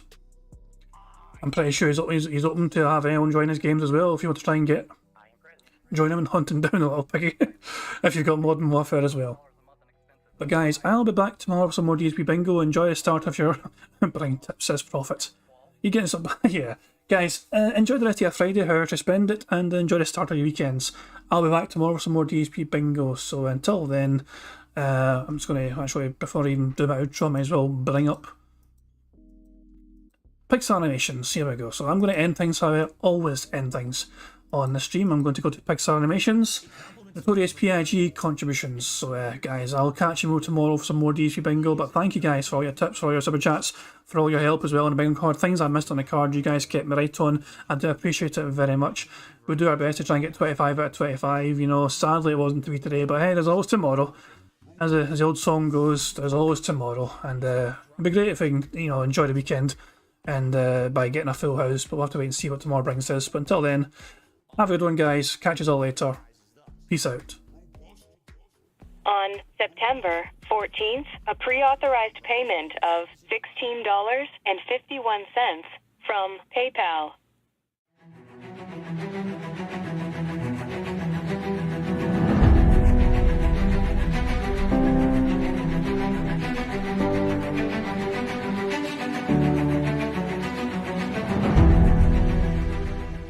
All right, Luna Mills has tipped me $1.30. It says, "I'm back. What's your favorite type of shower?" When you're showered in money. When you go outside, all of a sudden, greenbacks start falling from the sky, and you raise your face up. You're like, oh, you start dancing. You go, oh, money, money, yeah, yeah. All right, I don't know what the hell you're talking about, but thank you for the first tip of the day.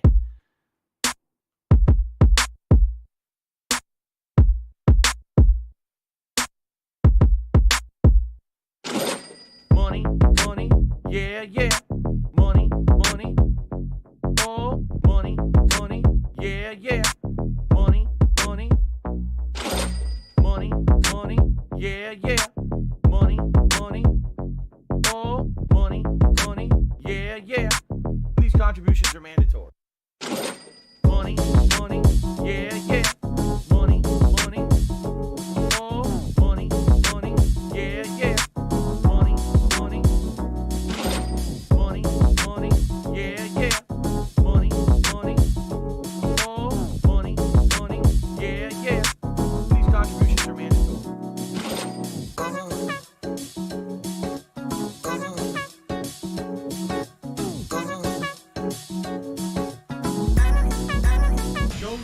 money.